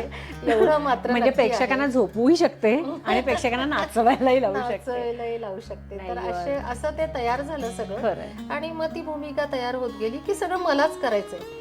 आणि जेव्हा आपण एकटेच एखाद्या कार्यक्रमाचे आयोजक असतो, बरोबर, की तो सगळे नियम सगळे गोष्टी आपल्याला एकटीला करायच्या असतात, त्यावेळेला आपण त्याच्यामध्ये ठाम असतो आणि करेक्ट असतो. बरोबर. जेव्हा आपण बाकीच्यांना कोणाला घेतो आणि विचारतो तेव्हा मग ते विचारांची तफावत आणि वेगळेपणा जाणवतो. तर हे एकटीची भूमिका बरेचदा केल्यामुळे मला ही गोष्ट सहज शक्य झाली. खूप ग्रेट. आणि खरोखरच म्हणजे आज क्रिकेटच्या मैदानावरती जरी तू 6 मारत नसलीस तरी प्रेक्षकांच्या मनावरती मात्र तू आज अजूनही 6 मारतीयस. फरक एवढाच आहे की तेव्हा 6 मारल्यानंतर प्रेक्षक ते वेगळे होते, टाळ्या वाजवणारे, पण आज हा गाण्याच्या रूपामध्ये जो काही 6 मारतीयस तो अगदी बाउंड्रीच्या पार जातोय, म्हणजे आमच्या हृदयाच्याही आत जातोय तो. त्यामुळे त्या टाळ्या वेगळ्या आहेत आणि ॲब्सोल्युटली ग्रेट. आणि मला असं वाटतं की हे सगळं तू खेळामुळे, तू स्वतः एक स्पोर्टी आहेस आणि खेळानेच तुला हे सगळं शिकवलं. आज तुझ्या आयुष्याचा संपूर्ण जीवनपट आपण उलगडला या मुलाखतीद्वारा. आणि खरोखरच तू खूप ग्रेट आहेस की जीवनामध्ये तुझ्या इतके चढ उतार आले की कदाचित एखाद्या बाईनी आत्महत्येचा विचार केला असता किंवा कदाचित जेव्हा नवऱ्याने असा निर्णय घेतला तेव्हा कदाचित तिने डिवोर्स पण दिला असता. कारण मी अशी खूप उदाहरणं बघितलेली आहेत की जेव्हा नवऱ्याचं इन्कम 0 होतं तेव्हा बायका घटस्फोट घेतात. अशी अनेक उदाहरणं माझ्या डोळ्यासमोर आहेत. पण तू मात्र तितक्याच ताकदीने, तितक्याच प्रेमाने तुझ्या नवऱ्याची साथ दिलीस आणि म्हणून आज तुझं संपूर्ण कुटुंब एकत्र आहे आणि तुझी सून, मुलगा. खूप छान वाटतं मला की आज तुम्ही सगळेजण एकत्र राहताय. तर हा जीवनपट खरोखरच सगळ्यांना निश्चित आवडेलच. तर जाता जाता तू काय सांगशील ग? मी एकच सांगेल की प्रॉब्लेम्स जे असतात किंवा प्रश्न जे निर्माण होतात आपल्या आयुष्यामध्ये, तो प्रश्न तेवढ्यापुरताच तुम्ही फोकस करून बघा. त्या प्रश्नाला तुम्ही इतर कंगोरे जोडू नका. म्हणजे जसं आपण इतर नाती जोडतो किंवा ह्याच्यामुळे हे झालं, त्याच्यामुळे हे झालं, असं आपण जे म्हणतो तसं न करता तो प्रश्न जो असेल त्या प्रश्नाला सोडवता कसं येईल हे मुख्य बघणं गरजेचं आहे. कारण व्यक्ती यशस्वी होतो किंवा व्यक्ती अपयशी होतो तर ही त्याच्या व्यक्तिमत्वाची किंवा त्या व्यक्तीची चूक नसते, तर त्या परिस्थितीची चूक असते. तर त्या परिस्थितीमध्ये आपण कसं हँडल करायला पाहिजे, कसं हाताळायला पाहिजे, हे जर स्किल तुम्ही शांतपणे आत्मसात करण्याचा प्रयत्न केला तर हे प्रश्न सुटतात. कधी लवकर सुटतात, कधी उशिरा सुटतात, पण सुटतात हे मात्र निश्चित आहे. कारण ईश्वराची भक्ती आणि एक शक्ती आहे आपण म्हणतो, बरोबर, ती शक्ती आहे. त्या शक्तीवर तुम्ही निस्सीम भक्ती करा, निस्सीम तुम्ही तुमचा विश्वास टाका आणि नक्की तो प्रश्न तुमचा सुटल्याशिवाय राहणार नाही. आणि थोड्या अडचणींमुळे किंवा थोड्याशा काही चुकीच्या गोष्टींमुळे चुकीचे निर्णय घेऊ नका. की जसं एखाद्या व्यक्तीच्याकडनं एखादी चूक झाली किंवा एखादं बरोबर असेल किंवा त्याच्यामुळे परिस्थिती बदलली म्हणून त्या व्यक्तीला दोषी न ठरवता तुम्ही ती परिस्थिती बदलण्याचा जर प्रयत्न केला तर माणूस सुखी होतो आणि यशस्वी होतो, खरंच आहे. असं मला वाटतं. बरोबर आहे. खरंच आज अर्चनाताईंनी इतकी ग्रेट शिकवण आपल्याला दिली की आणि हे एक स्पोर्टी पर्सनच अशी शिकवण आपल्याला खरं तर देऊ शकतं की हार मानायची नाही. हे आज या जीवनपटातून आपण निश्चितपणे शिकलोय सगळेजण. अर्चनाताई, तुझी कहाणी, तुझी स्टोरी, तुझी गोष्ट नक्कीच सगळ्यांना आवडेल, सगळ्यांना भावेल.